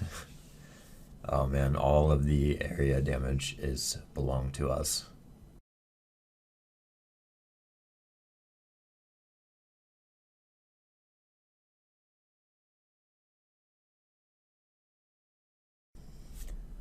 I didn't record it, but I disassembled my augmented airm staff, and it got us 14 invention levels, putting us all the way to level 22, and now we have quite a few of upgrades to unlock. I just want to be able to get up to level 10 augmentable items, which I can't really remember off the top of my head what level that is. I know it's pretty early on though, so hopefully we can make a dent in that. Pretty good progress just off of the research got us all the way to level 24, but we got a boost here at the end with an invention potion, and now I forgot to record because I was exhausted at this point. We were able to research level 10 augmentable items, which is going to be really easy for disassembling at level 9 later on. Now that I have some DPS ability, it is time to do our Reaper of 4 Giant Moles, and I think this is also going to be a good time to start turning on Defense XP for magic training. Just unlock a little bit of better power armor, and as you can see, my main is just running around doing all the fights, and I'm just tagging it so I can get credit for the kills. But this will be really good Slayer XP, which is much needed to skip those early tasks. Well, I got accidented by the giant mole. Kind of embarrassing, but hey, it happens. And I know you can't see it, but my main is actually finishing this kill, so there's a chance I just get a bunch of Slayer levels while getting my stuff back. We will see. Wow, 40k death cost. That would be nice to have permanently. Oh, there it is. Yeah. So we got 10,000 Slayer XP, which took us all the way to level 27. The thing only took like 2 minutes, but that is impressing the locals quest done. Now I can potentially token farm on ED1 if it's necessary. I don't know if it will be yet, but I can also start player-owned ports as well.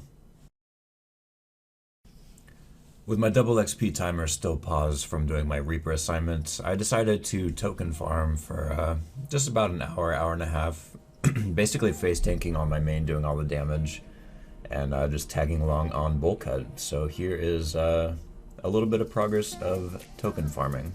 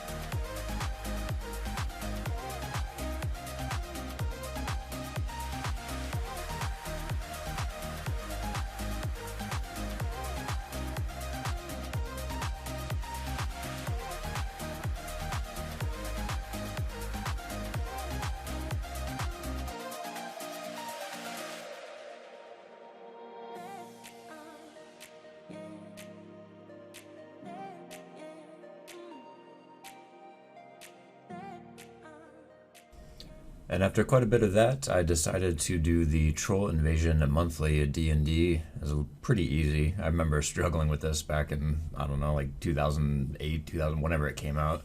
But power creep is strong, and that is Troll Invasion completed. We are going to throw this on woodcutting and get a little bit closer to be able to unlock Divine U locations.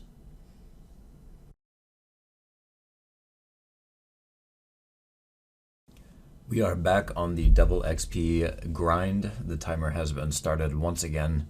We're going to get some early construction levels. I know it's faster to use a player-owned house, but I want to just kind of chill out for a little bit and get to around just, I don't know, 52, 53 construction, just to be able to unlock some of the larger items in the house. That's going to make it faster for getting to flat some pawnbrokers. I think I'm saying that correctly. So we got to, I believe, level 53 here, and we are going to now rush level 60 woodcutting to unlock daily divine use. It is almost daily reset time. I'm stumbling over words. I'm exhausted. Give me a break. Level 56 woodcutting. 57. Level 58. It is now daily reset, and that is level 59 woodcutting coming in on a divine maple location. Unfortunately, we ended about 3k short of level 60 woodcutting off divine maples, so we're back at the teaks, and lo and behold, here it is, finally level 60 woodcutting. Huge milestone for the account. Alright, finished our daily challenges for the day, and that will get us to level 82 smithing. It's pretty sweet, and we love the Slayer VIP coupons. We cannot have enough of those. Picked up another Reaper assignment for those early Slayer levels. It's the King Black Dragon, unfortunately. I think if I just protect magic and do most of the damage on my main, I should be fine here. But we're actually going to do 6 kills and unlock the War's Retreat portal teleport, which will be really helpful for quick banking. That is a Reaper assignment completed. 7,000 Slayer XP, getting us all the way to level 36 Slayer. That's pretty awesome, and we unlocked the War's Retreat teleport as well. Back to the Citadel to bang out a few Herblore levels. I believe I should get to about level 79 here if I did my mathematics correctly. We got another skilling dummy set from Treasure Hunter off our daily challenge, so we are going to use this on thieving. We're going to do safe cracking to basically 99, but in order to unlock that, I need to get it up first a little bit. I'm also going to start incorporating my Wicked Hood daily usage into double XP here, just get those early levels out of the way. I also wanted to use my protein essence, as I really don't know too much about these, so they're just released for this promo. But we're going to get to level 35 here and then go over to the Mind Altar to make the best usage out of them, since obviously you get more XP at the higher tier altar. Overall, I have to say I'm pretty amazed at how awesome protein essence are. If you know me personally, you know that rune crafting is absolutely my least favorite skill in the game. Dating all the way back to, I don't know, basically when the skill came out. Maybe it's just, I don't know. People say it's not too bad, and yeah, it's a lot easier now with Soul, Altar, and, you know, running through the Abyss with a Demonic Skull, but it's just, I really don't like this skill. So this is really nice to be able to skip some of these early levels. And look at that, level 61 woodcutting coming in thanks to our hard-earned daily Divine U locations.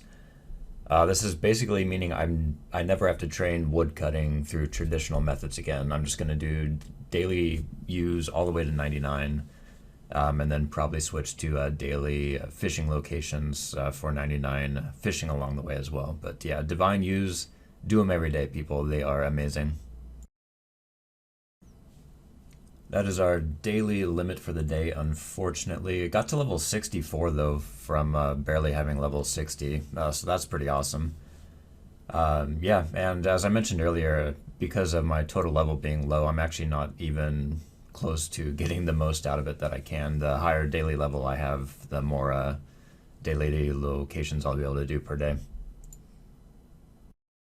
That's going to do it for episode number 9. We made a pretty good amount of progress, especially in combat, and it's all going to start to come together pretty soon. I know I only have about 19 hours left, but it is truly a race to the finish line at this point. If you're enjoying the series, please leave a like, a comment, and if you really enjoy it, feel free to subscribe, as it will really help out with the algorithm, and try to get my channel back on course, as I was on a hiatus there for a month. Hope you're all having a wonderful day, and I will see you soon for episode number 10. It is time to dive in and finish the construction requirements for the quest cape. We need to get level 81 construction, and we are just going to rush this right now. 55 now, and we're just doing mahogany tables until we get to level 73, at which point we will unlock the Flatsome pawnbrokers, and XP should start flying after that. There is level 60 construction.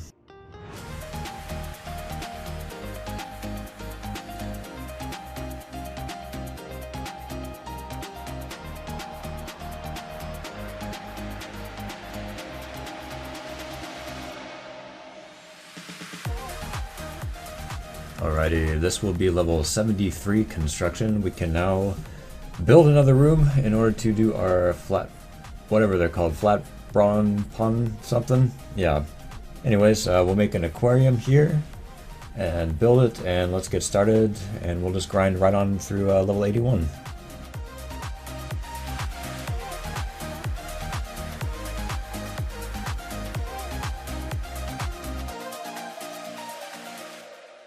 That was a very unexpected agility level, being 68 agility, but most importantly, this next one here should be level 81 construction. Almost. Here we go. 81 construction coming in, and we are completely done on this double XP for construction, as we no longer need any more levels. We're going to take another pause here from our double XP timer with just over 17 hours left, and we are going to knock out a few quests in order to unlock Menifos. I really hate having to quest during double XP, but we need to get these areas unlocked, so let's get in and do it. And that is Restless Ghost quest complete. This is the first quest I ever did back on Classic in like early 2001, so it's amazing how different it is. But on to Gertrude's cat now. That is Gertrude's cat completed, and we can now start the main line of quests for Menifos. That is Stolen Hearts completed. Diamond in the Rough is now in the record books. Let's go. That is yet another quest completed. This quest it's obviously not part of the Menifos line, but Smoking Kills is a necessity for any account to unlock a lot of Slayer rewards that come with the points. So we're going to knock out Smoking Kills real quick because we do want to get started on the Slayer grind at some point soon. I am an absolute unit with this magic gear, and that is level 50 defense here. Got it during the quest. Should be done here pretty soon. Used up some of the keys we got from questing, and that is level 30 mining now. Pretty good start. The double XP timer is once again running. We're going to go check the trees that we planted yesterday and grab some farming levels, and then we're going to start the Slayer grind. And that's level 52 farming, not bad. Should get one more farming level from this, and nice, yeah, level 53, and we planted all the trees, and we will do it again tomorrow. What can I say about Slayer? It's absolutely my favorite skill in the game. I love doing Slayer assignments. It's just, I don't know what it is. It always gets me, and I'm having an absolute blast on this Slayer grind. Unfortunately, my only real combat skill for now is magic, so I'm having to mage everything, even when it might not be advantageous in some situations, but ideally we get some cannon tasks and we get our range up that way, and then we can use both magic and ranged in the long run. Hopefully we don't get any tasks we have to use melee. Alright, we got our first task that we can actually use the Dwarf Cannon on. Hopefully get maybe 5-6 range levels from this task, and we'll just keep progressing that way. Unfortunately, having to use magic here at the demon's not ideal, but we got 75 magic, so we will switch to our Staff of Light as soon as our Aram Staff gets to level 10 for the Invention XP. And this should be level 50 Slayer here coming in just in any moment. So yeah, making a lot of progress, having a blast.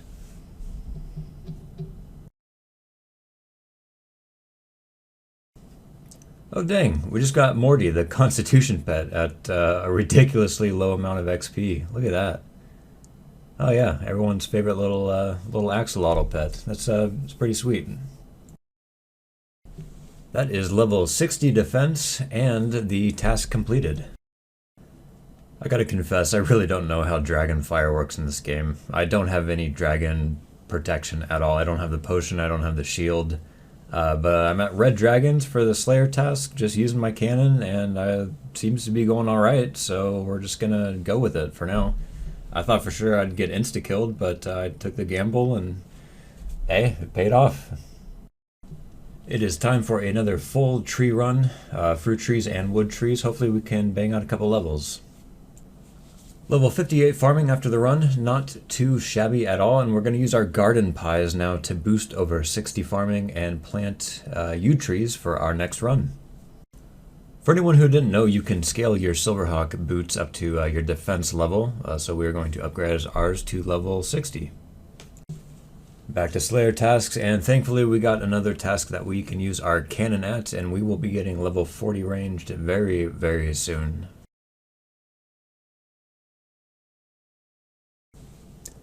Our cannon is an absolute unit. We are now level 46 range, and yeah, that's pretty awesome. The goal is obviously to be able to start using Chinchompas for faster training.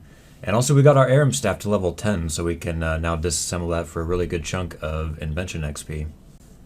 Time to grab another task, but first we're going to disassemble our Aram staff, which is level 10. Should get a fat chunk of XP here. And 12 levels, wow, that is awesome. I don't know why it says level 5 and 10 and 20, that's weird, but here we go. Level 57 Slayer, very nice. We've now completed 10 tasks, and we did a little bit of ED3 as well, getting our magic level up initially. This is what the charm stack is looking like, and we just want to build this up as much as possible and get to level 75 before DXP ends. Gotta say, I'm getting absolutely thwopped by these greater demons. Just using the cannon because I want the range XP, obviously, but they're hitting pretty hard, and I can't even get the vampirism aura because I don't want to spend the time to do bosses. I'd rather use my time wisely. But that's a level 50 range coming in, very nice. Level 70, I'm getting ahead of myself. Level 60 Slayer now. It's just, I don't know. Going by really fast. I really love this skill. There's level 66 defense, and we are getting really close to unlocking augmentable armor, which is going to make our invention XP go up really, really fast. Another quick pit stop into the Citadel. We're going to use the rest of our combat dummies to get our attack level to over 50. The goal is to do more trash runs in ED3 and get our ranged and attack levels up to make the Slayer task go just a little bit easier, and we'll be able to use all styles of combat. So we're going to rush to this and get, we'll just use all our combat dummies on attack, and we will get right into it.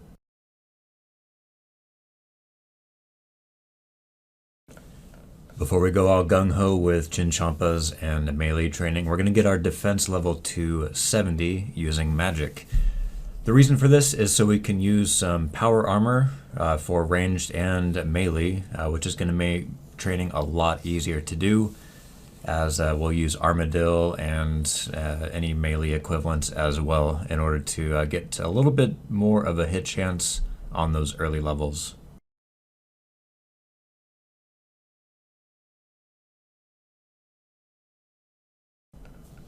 Back in the Invention Guild, we got to level 43 based on just disassembling stuff and doing some new research, so that was pretty cool. Able to unlock plate armor and leg armor now as well, and we'll throw some augmenters on Bandos and Armadillo gear. And we picked up a Charming M2, so that's going to help alleviate some time picking up charms. I ultimately decided to leave my double XP timer paused for the rest of my combat training. As much as I would love to see the levels fly by that much faster, it just wasn't really necessary. Combat is really easy to level up, and I'm going to level it up regardless through Slayer. I really need charms though. That's the reason I'm doing all this combat training, especially off of the double XP timer, which is now at 12.5 hours left remaining. The more charms I can get, it's going to be better off. I need to get level 75 summoning before the end of this double XP in order to unlock Plague's End, which is going to give me access to Prifdinus. So I just trained and trained and trained, and the range levels, defense levels, constitution levels just kept piling up. That mixed with the XP capacitor, sacrifice of Scrimshaw, my augmentable gear was leveling up ridiculously fast, and it was just really, really fun and really, really chill. I enjoyed myself a lot. There is level 70 range now, and we can unlock the Corruption Shot from our Mazcab ability Codex. So that will help a lot with AoE damage and getting more XP per hour. Very nice, we just hit level 10 on our first set of Armadillo chestplate and chest skirt, so we will augment those as soon as we're out of combat. And use our new ones, level 47 and level 50. Oh, yo, we got Malcolm, the invention pet. That's awesome. I have accounts with 200 mil invention that I don't have this pet. That was, wow. Hey, that is level 70 agility. Alright, there is level 75 ranged and level 51 dungeoning as a nice little bonus. It is time to look at our charm collection and start summoning. It is time to start double XP again, and we are going to dive right in and just start summoning and see where this amount of charms gets us, and that'll dictate how much Slayer we have to do more in the future for charm collection before this double XP ends.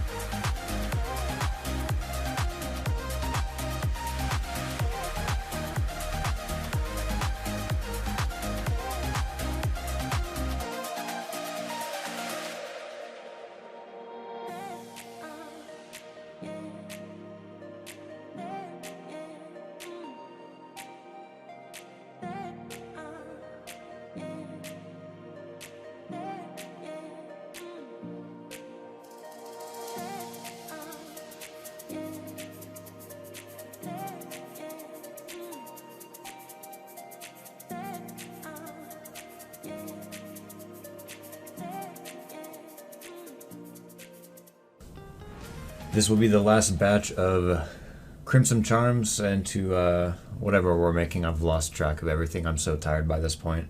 But this should be level 62 summoning. Not a bad start. We need 13 levels left. So it is time to hop back on the Slayer grind, and we will make some more progress there. Picked up a Turoth task here to begin back on the Slayer grind. Thankfully we have augmented Bandos gear now, but unfortunately you have to use a leaf-bladed spear in order to do this task. But I didn't mind too much. My attack and strength levels are still pretty low, and I'm training them both simultaneously. So yeah, I just busted through, got some levels, and it was a pretty quick and easy task. I know I was able to do red dragons without anti-fire, but I'm not sure if it'll work on metal dragons. We shall soon find out. I think if I just keep magic prey on, maybe? Oh god. Oh no. Okay, yeah, we definitely need anti-fire. Yeah, that's a rip. So I did a little bit of reading on the Wikipedia, and regular anti-fires just aren't going to cut it. I would need to use a Dragonfire shield as well, and I don't want to have to do that. So we're going to make super anti-fires, and in order to do that, we need to train Herblore up just a little bit. So we're doing that, and I really wanted to unlock overloads, but it's not going to happen this day XP, unfortunately.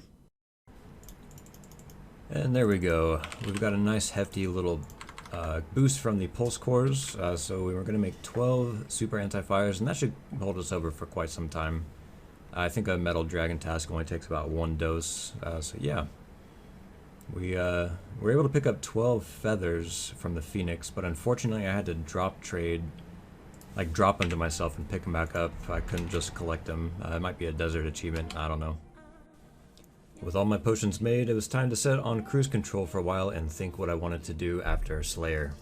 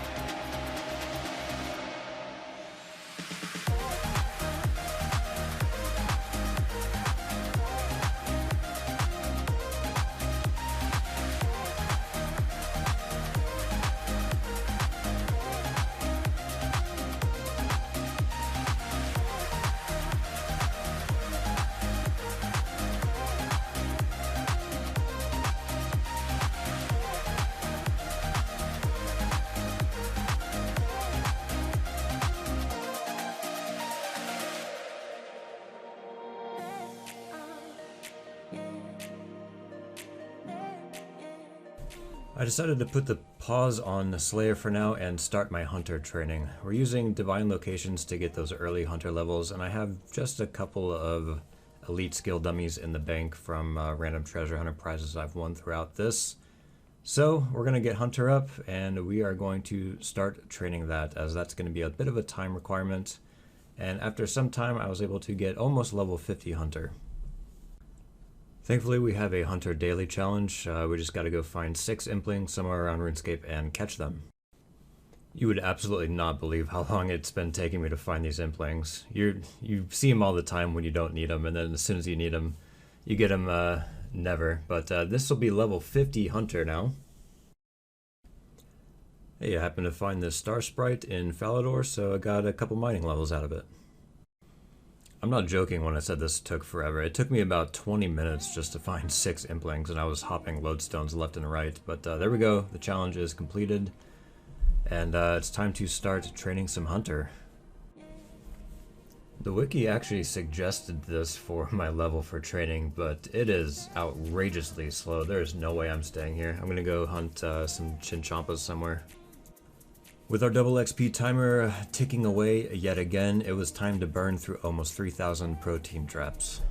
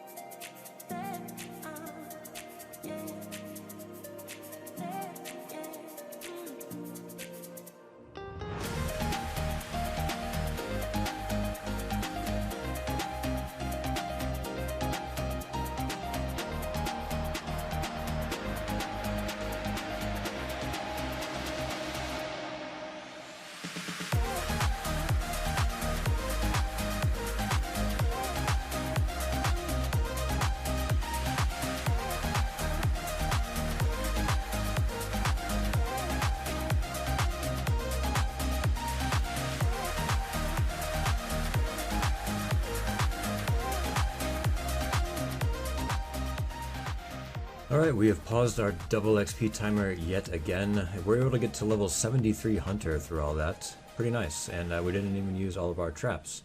I think that's going to do it for Hunter, though. I don't see a need to keep going, as I can do dailies to get to the quest levels I need. I was really close to a Herblore level here, so I decided to just bang it out and make use of the Pulse Core boost, and that is level 81 Herblore. It is time to disassemble some components and start fishing.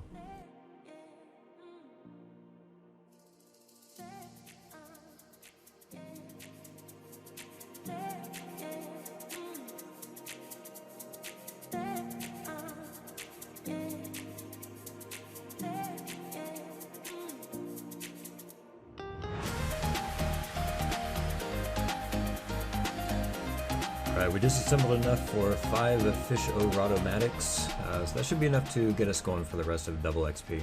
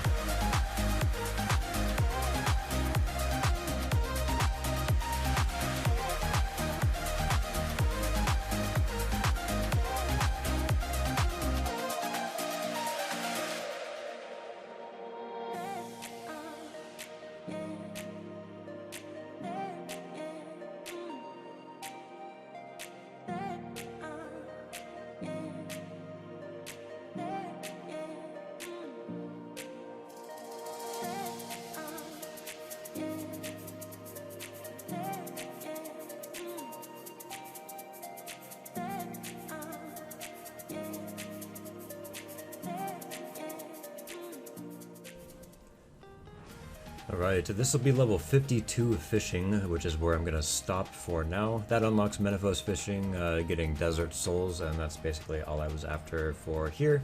It is time to start the thieving grind, and in order to do that, I will need to do buyers and sellers quest.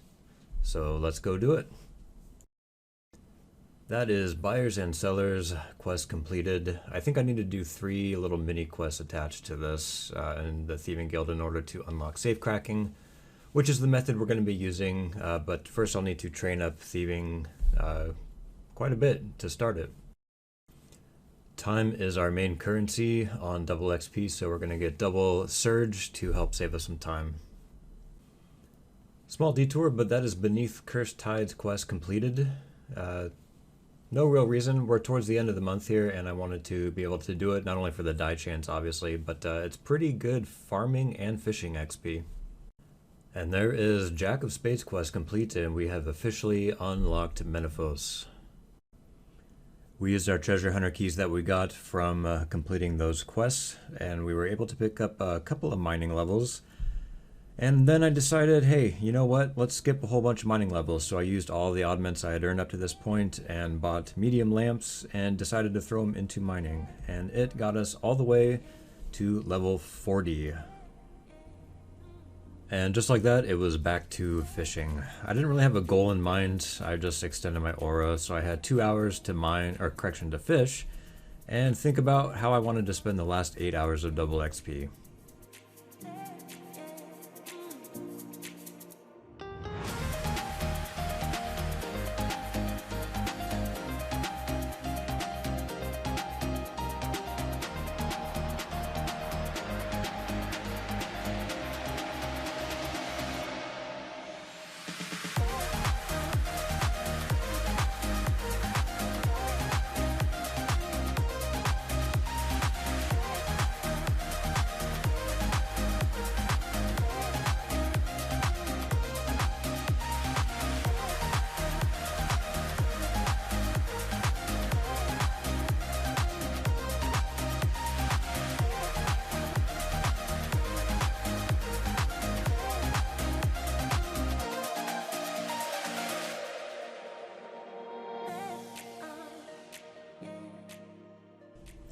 After 2 hours of mining and doing fish flingers in between, I decided that was enough fishing for a while, and it is time to start mining grind. We are going to unpause our double XP timer as soon as we're all geared up with perfect juju mining potions, spirits, and porters, and we are going to start the mining grind.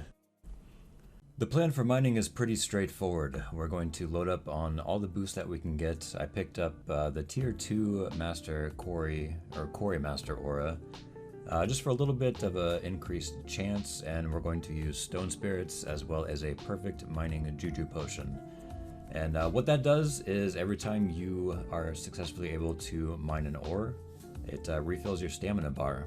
So in conjunction with the stone spirits, it's really helpful for keeping the stamina up and making mining just a little bit more AFK.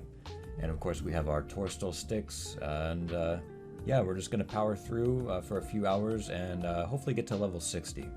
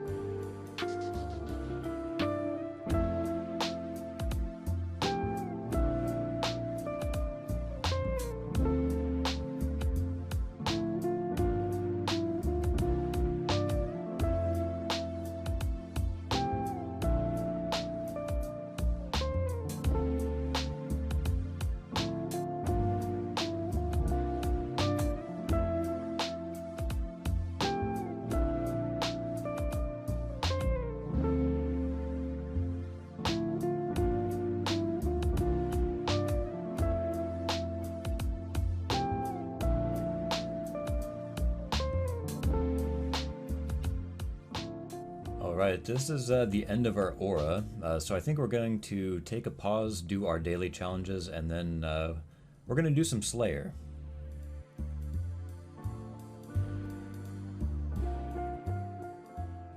At this point in Double XP, I was getting a little burnt out as it was towards the end. I believe it was Sunday morning, about, I don't know, 24 hours before Double XP ended, and I still had a lot I wanted to get done, so I decided to use the pause, and with 6 hours left, I was just going to slay for as long as I felt like it, and I ended up slaying for several hours, using the Sacrifice Scrimshaw for the extra 150% XP in both combat and Slayer, and I had a really good time.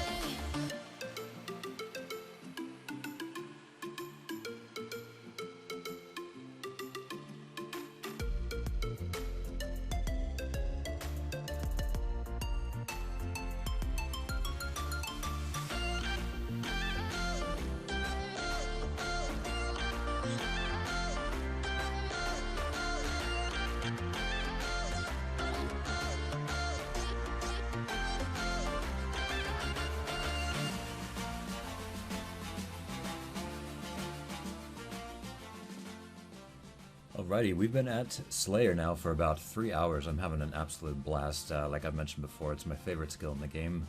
And we finally have enough Slayer points to unlock the Slayer helmet. So we're going to get that, and we'll hop over to the Grand Exchange and buy all the components we need. And yeah, we'll take the free DPS upgrade.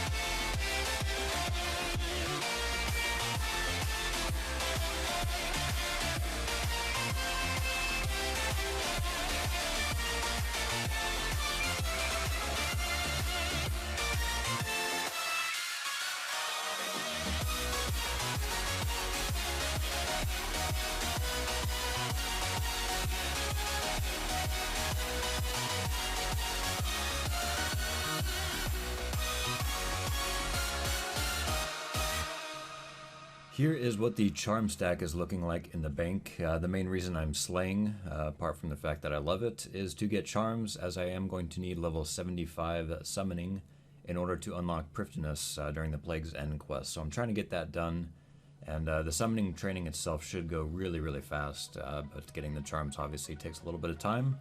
But the stack is looking good so far. I think maybe we'll do a couple more hours just to play it safe, and then we should have more than enough for 75.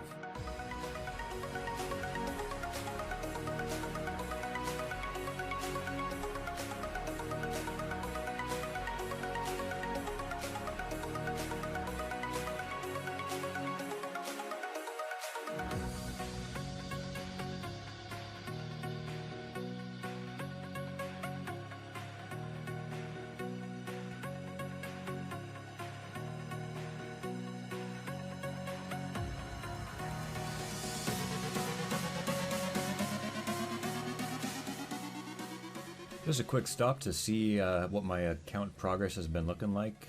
We've spent about 64 hours total in-game, and we're 1870 total. Pretty happy with the progress so far. 0 money spent on treasure hunter keys. And unfortunately, that pesky IRL got in the way of my gains. I needed to cook and clean as I had been neglecting it pretty heavily for the week.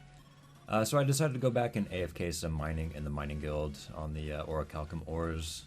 It was just nice and AFK, especially with the stone spirits and the mining juju potions. So yeah, I was just AFKing, kind of cleaning up around the house, coming back, checking in every couple of minutes, and it went pretty well. I was able to get all the way up to level 68 mining within the 1 hour period of the aura. And yeah, it was a nice little distraction from Slayer, and it's good to get those mining levels out of the way, especially early on. But soon after, it was time to go back on the Slayer grind and basically just farm as many charms as I can.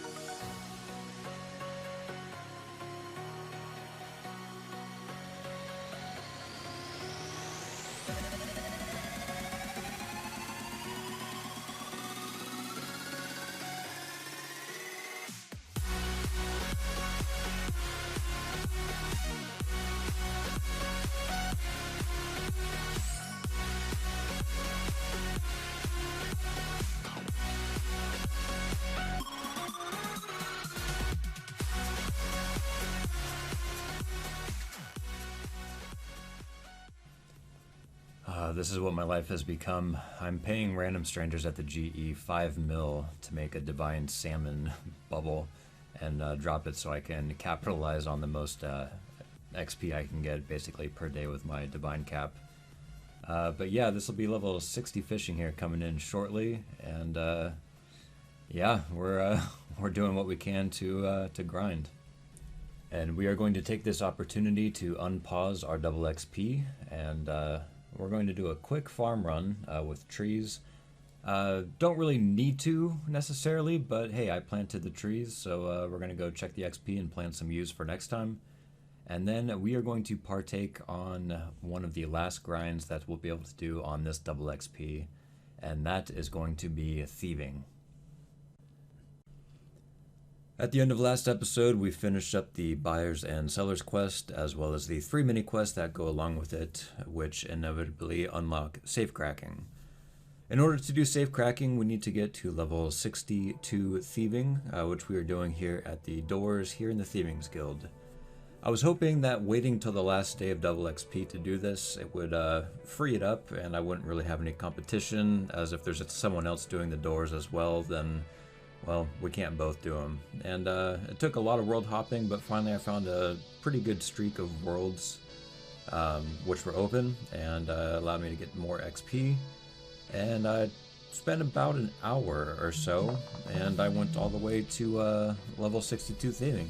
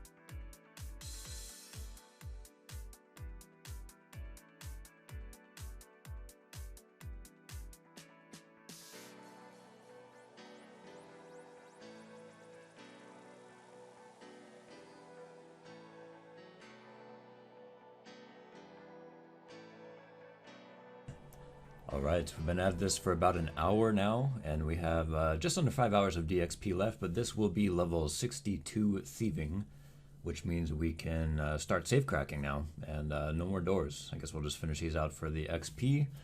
But now it's going to be time to move on to summoning. We did a fair amount of Slayer, and we have a pretty good charm collection. I'm hoping it'll get us to about level 76, but we will see. So let's go tackle that.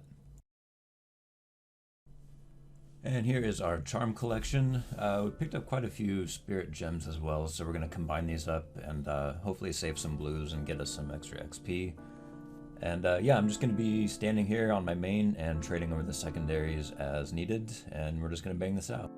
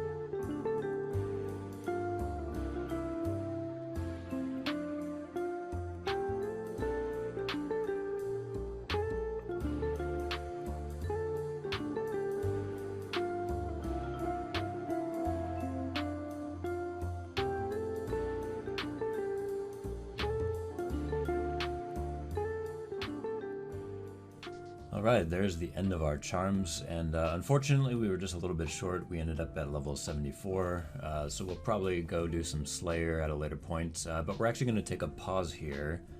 I thought I had finished all 3 mini quests for safe cracking, but I didn't, so we're going to go do those and maybe bang out another quest as well.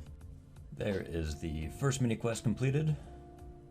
That's the second mini quest now completed. We got one more to do. That is the feud quest completed. I needed to do it in order to unlock blackjacking for this last mini quest. So yeah, there's another quest done. And that is the third and final mini quest done from the buyers and sellers Thieving Guild, which means we officially can start safe cracking. And with the double XP timer paused, I figured it was time to get back to Slayer. I was still just a few charms short of 75 summoning, which we need for Plague City and unlocking Prif. So I decided I'll just slay for maybe an hour or two, and that should be a safe bet to gather up all the charms that we need.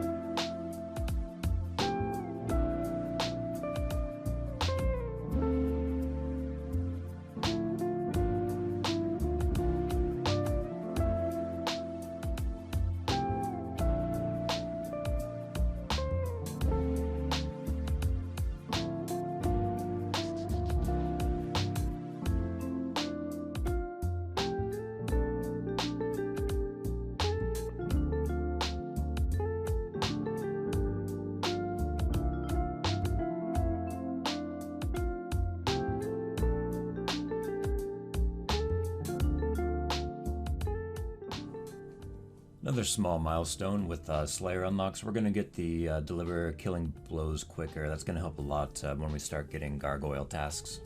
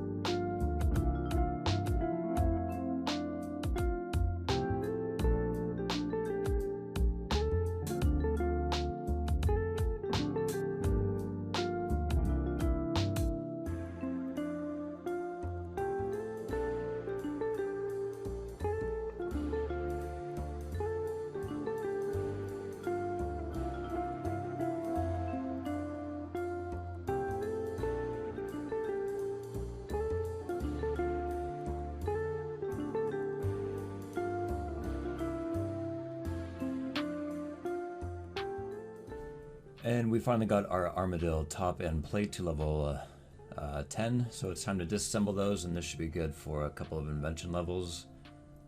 And yeah, making some progress there. Got some invention levels, but more importantly, we got the Armadillo components later on for Precise 6.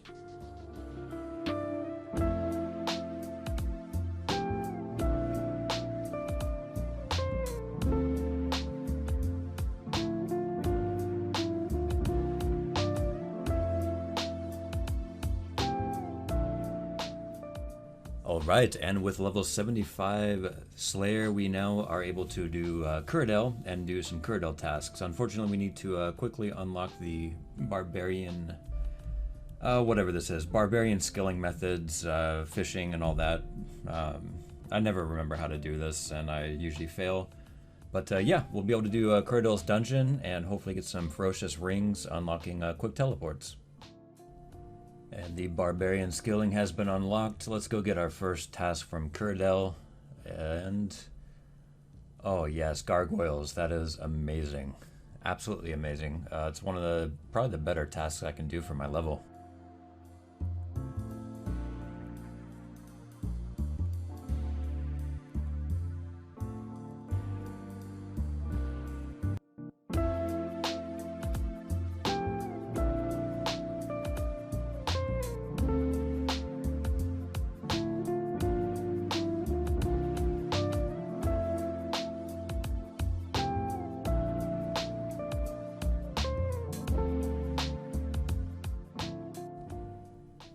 And we just got level 80 magic on the last Slayer task, so it is time to do another upgrade. We're going with the dual wield Virtus for now, and yeah, I don't think I'm going to put any perks on it yet just because we're so close to the end of double XP.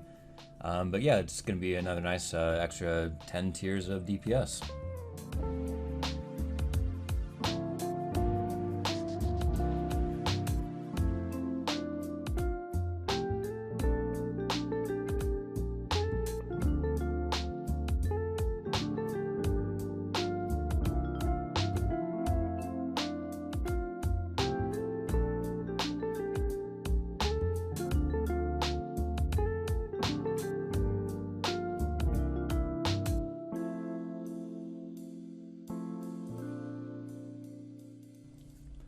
I'm starting to have the uncomfortable realization that I don't think I'm going to be able to complete all my goals during this first double XP.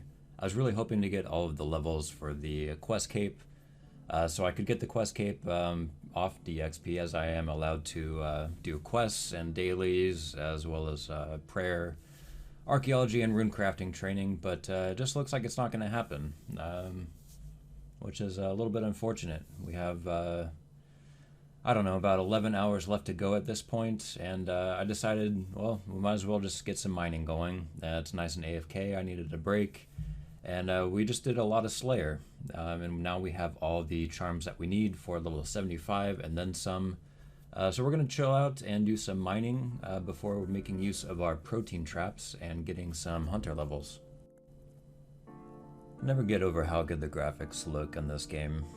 I mean, I started back in the RuneScape 1 days in 2001, you know, when it was two-dimensional, and just seeing how far it's come is just amazing sometimes. You just gotta sit back and enjoy it.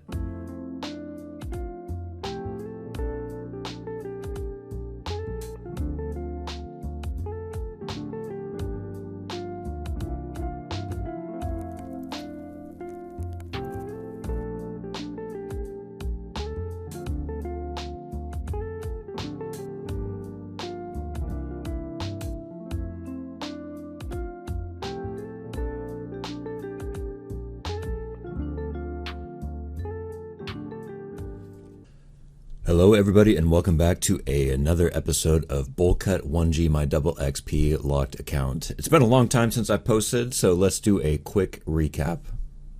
This absolute unit right here is Bullcut 1G. So I had the idea to create a double XP only account, meaning I can only actively train it during double XP, but there are some exceptions on what I can do outside of double XP, daily challenges, daily keys, questing, some skills that aren't really affected by double XP, and yeah, so you're all caught up. Let's get back into the final day of our very first double XP. We paused our double XP timer in order to do some questing and get some treasure hunter keys. So we're going to start off just with a couple of really short quests. We're going to finish off Chef's Assistant, and then we are going to do Sheep Shearer, two of the oldest quests in the game, actually. The reason I'm trying to do these quests is it's currently Loot Duel's promo, and as I'm not allowed to buy any treasure hunter keys on this account, I want to make as much use of it as I can, and unfortunately I didn't get anything good there. Yeah, I'm using Black Wool for Sheep Shearer because I'm edgy. And there is the quest completed. Mini quest? Oh my gosh, when did they change this to a mini quest? It is time to unpause our double XP timer, and we're going to do a quick tree run first, as it looks like our trees have finally grown. And then we are going to hop straight into thieving, currently level 63, and we need to get up to level 85 in order to get all the quest requirements out of the way. We are racing against the clock, 4 hours left at double XP, and... oh, I'm an idiot. Daily divine locations are imperative for this account to get the slower gathering skills, fishing, woodcutting, even hunter.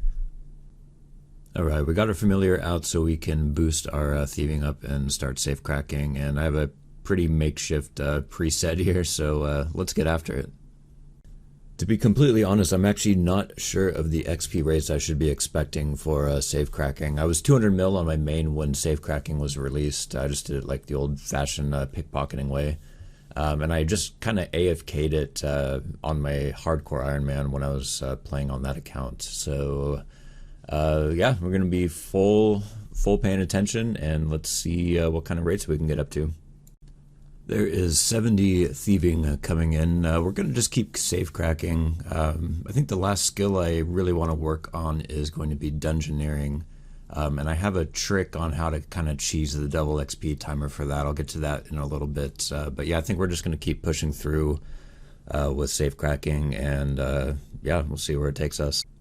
Finally got enough pilfer points to upgrade our loot bag to medium. This should help out with the XP per hour a little bit, rather than having to return to Lumbridge like after every single run. So I'm not really sure how much more it can hold, but hopefully it's a lot.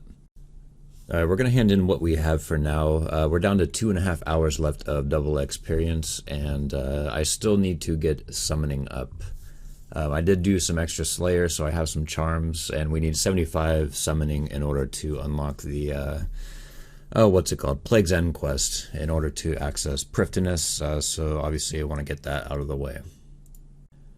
Well, that didn't take very long at all. That is 75 summoning, meaning we can now have access to Priftiness after we do the quest. We're just going to finish up all our charms here, and then I think I'm going to take a small break. There's a couple quests I want to knock out of the way.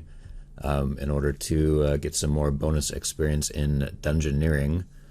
And then I think I'm just going to AFK, or not AFK, but I'm going to do Slayer until 78 as well, as that's another requirement and I'll do that while double XP is paused, and then we will test out our cheesed dungeoneering strategy. Alright, quick stop at the disassembly line, and that is an invention level. And yeah, I think I'm just going to train some Slayer here for a while. I want to get to level 78, but I am going to pause my double XP timer for it, as it goes pretty fast anyways, and I want to save it for dungeoneering, which I want to get to level 75 for Priftiness, and it's going to suck. It's my least favorite skill in the game, but hopefully my method will help out a bit with that. And yeah, Slayer should be interesting. I really don't have any melee weapons yet until I hit 70 attack, so that's gonna suck for melee tasks. But yeah, we're close to the finish line. While I was slaying, I was looking at the wiki for some of the faster and easier quests to complete. I just want to knock a couple out. Like I said, I despise doing dungeoneering, so any bonus experience I can get in the skill to get it to 75 faster is going to be really huge for the sake of my mental health. So I knocked out quite a few quests while the double XP timer was paused, and yeah, I didn't get a lot of bonus XP. And with this kill, that is 78 Slayer. So we have all the quest requirements, and we can move on to banging out some quests. I decided to do 3 different quests. First is the Blood Pact, really easy and fast quest there in Lumbridge. And then for some reason, I always get fooled. Elemental Workshop 1, Wiki says it's fast, and I guess it is. Maybe I just have PTSD from doing all 4 of the Elemental Workshops on so many accounts, but I hate this place. But we got the quest done, and then we finished it off with a fishing contest, and then decided to do our daily challenges, extended of course for the extra XP. Alright, Elemental Workshop 1 is complete. I hate this place. I wish that none of these quests came out, but we got some treasure hunter keys, not useful, and not useful. Oh, that's unfortunate. Fun fact, fishing contest is actually the first quest I ever did as a member, and way back in the RuneScape Classic days, so a little bit of nostalgia here. Alright, and the reason I'm doing these quests for the keys is because it's loot duels right now, so I'm trying to get stack up some bonus experience. Small stars, that's unfortunate. Alright, logged out, logged back in to get our daily challenges. Of course, we're going to extend all of these. Got Herblore, Agility, and Smithing, so we'll use a skip ticket there on Agility, just make some potions, and then bang out some Smithing, and I think then it's time to move on to Dungeoneering. We have arrived at last. There's 4 hours and 45 minutes left until double XP weekend comes to an end. And I still have 2 hours and 13 minutes left on the timer, as you can see. Seeing as I've lamped Dungeoneering levels so far, I think the move here is to duo with my main, clearing every single floor starting from 1 and going to as high as I can on Bowl Cut before I'm forced to Prestige. And after I Prestige, which should be around floor 26 or 27, I'll start the double XP timer again. I'm really not looking forward to Dungeoneering for the 6 hours, but we are at the finish line. So let's leave it all on the table. And for those of you wondering, the way Prestige works with Dungeoneering, the higher your Prestige is, the more XP you're going to get, essentially is what it breaks down to. I won't get into the specifics for the numbers, but higher the Prestige, more XP. There's another floor complete, but more importantly, that is level 50 for Dungeoneering, which means we have access to level, or not level, but floor 27. So yeah, a little bit extra prestige means a little bit more extra XP. There's another floor. And there we go, that is floor number 27. It is time to prestige, and then we start our double XP timer back up. I'm 200 mil Dungeoneering on my main. I have 3 accounts with 120 Dungeoneering, and I still get anxiety every time I prestige, like I'm about to mess something up. But yeah, there we go, we're prestiged. Alright, so here's the cheese strat I was referring to earlier. I'm duoing with my main, basically suicide rushing every single floor until the end on my main account. And as soon as the floor starts, I'm actually going to lobby on Bowl Cut. This keeps me in the dungeon on the floor, but it pauses the double XP timer. And then when I finish the floor on my main after I kill the boss, I log back in on Bowl Cut, use the Gatestone teleport portal to go to the boss, end the floor, get the XP, and continue on to the next floor. And then once I reach the next floor, I lobby and repeat. This way I can get the most out of my double XP without using all of my timer. So here it is. This is a very important level because with this Dungeoneering level, that is 2,000 total skill level. Oh, it's a good feeling. This was a brand new account 9 days ago, and in one double XP, I've got all the way to 2,000 total level. Ah, it is very, very satisfying. I was essentially a zombie at this point, as it was around 3 a.m., and I mindlessly pushed floor after floor. I didn't do any live commentary, so you're stuck with this voiceover instead. As the montage continues on the last moments of Bowl Cut's first ever double XP weekend, I just want to give a huge thanks to everyone who has supported the channel so far. When I started YouTube, I really didn't think anyone would watch my content. There's many YouTubers out there who are way more personable than me, many YouTubers who are way better at PVM than me, better editors, they have better ideas for content, they're more energetic. I just didn't think anyone would want to watch anything I did. The feedback and the love that I've received through my videos has been absolutely overwhelming. I've met a lot of great new friends along the way who have recognized me from either this series or the Golden Reaper series, and that's truly been the most rewarding experience of all of this. Over the last several months, I've stretched myself really, really thin in real life, and it took a pretty significant toll on my mental health. I had way too many projects going on at the same time around the house. The stress of being an air traffic controller. I shied away from making new content for you all to enjoy, and that was rather selfish of me. I've rounded off my responsibilities and finished most of my projects that have been weighing me down, with the exception of my RuneScape-themed game room, which is still under construction, and I've committed to releasing content much more frequently once again. I hit 600 subscribers last night, which is an incredible number for me. With 400 more subscribers, I can partner with YouTube and light the fire under me to make much more content for you all. If you've enjoyed this series or the Golden Reaper series, please hit the subscribe button. It goes a very, very long way. Okay, this floor should be a dungeoneering level, and this is also the last floor I can do, so we have to prestige with 12 minutes left on double XP. Alright, this is the final dungeoneering floor for double XP. I am so tired right now. But this will be level 72 dungeoneering. Didn't quite make it to 75, but that's okay. I plan on doing sinkholes as one of my dailies, so should get it pretty soon after. I think I'm just going to hop over and do some divine locations before the clock runs out.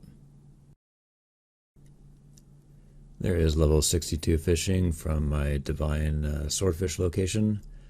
As you can see from my in-game clock, there is less than 1 minute remaining for double XP weekend. So I will be signing off, and yeah, I will see you in the off-season as my active training has now come to an end.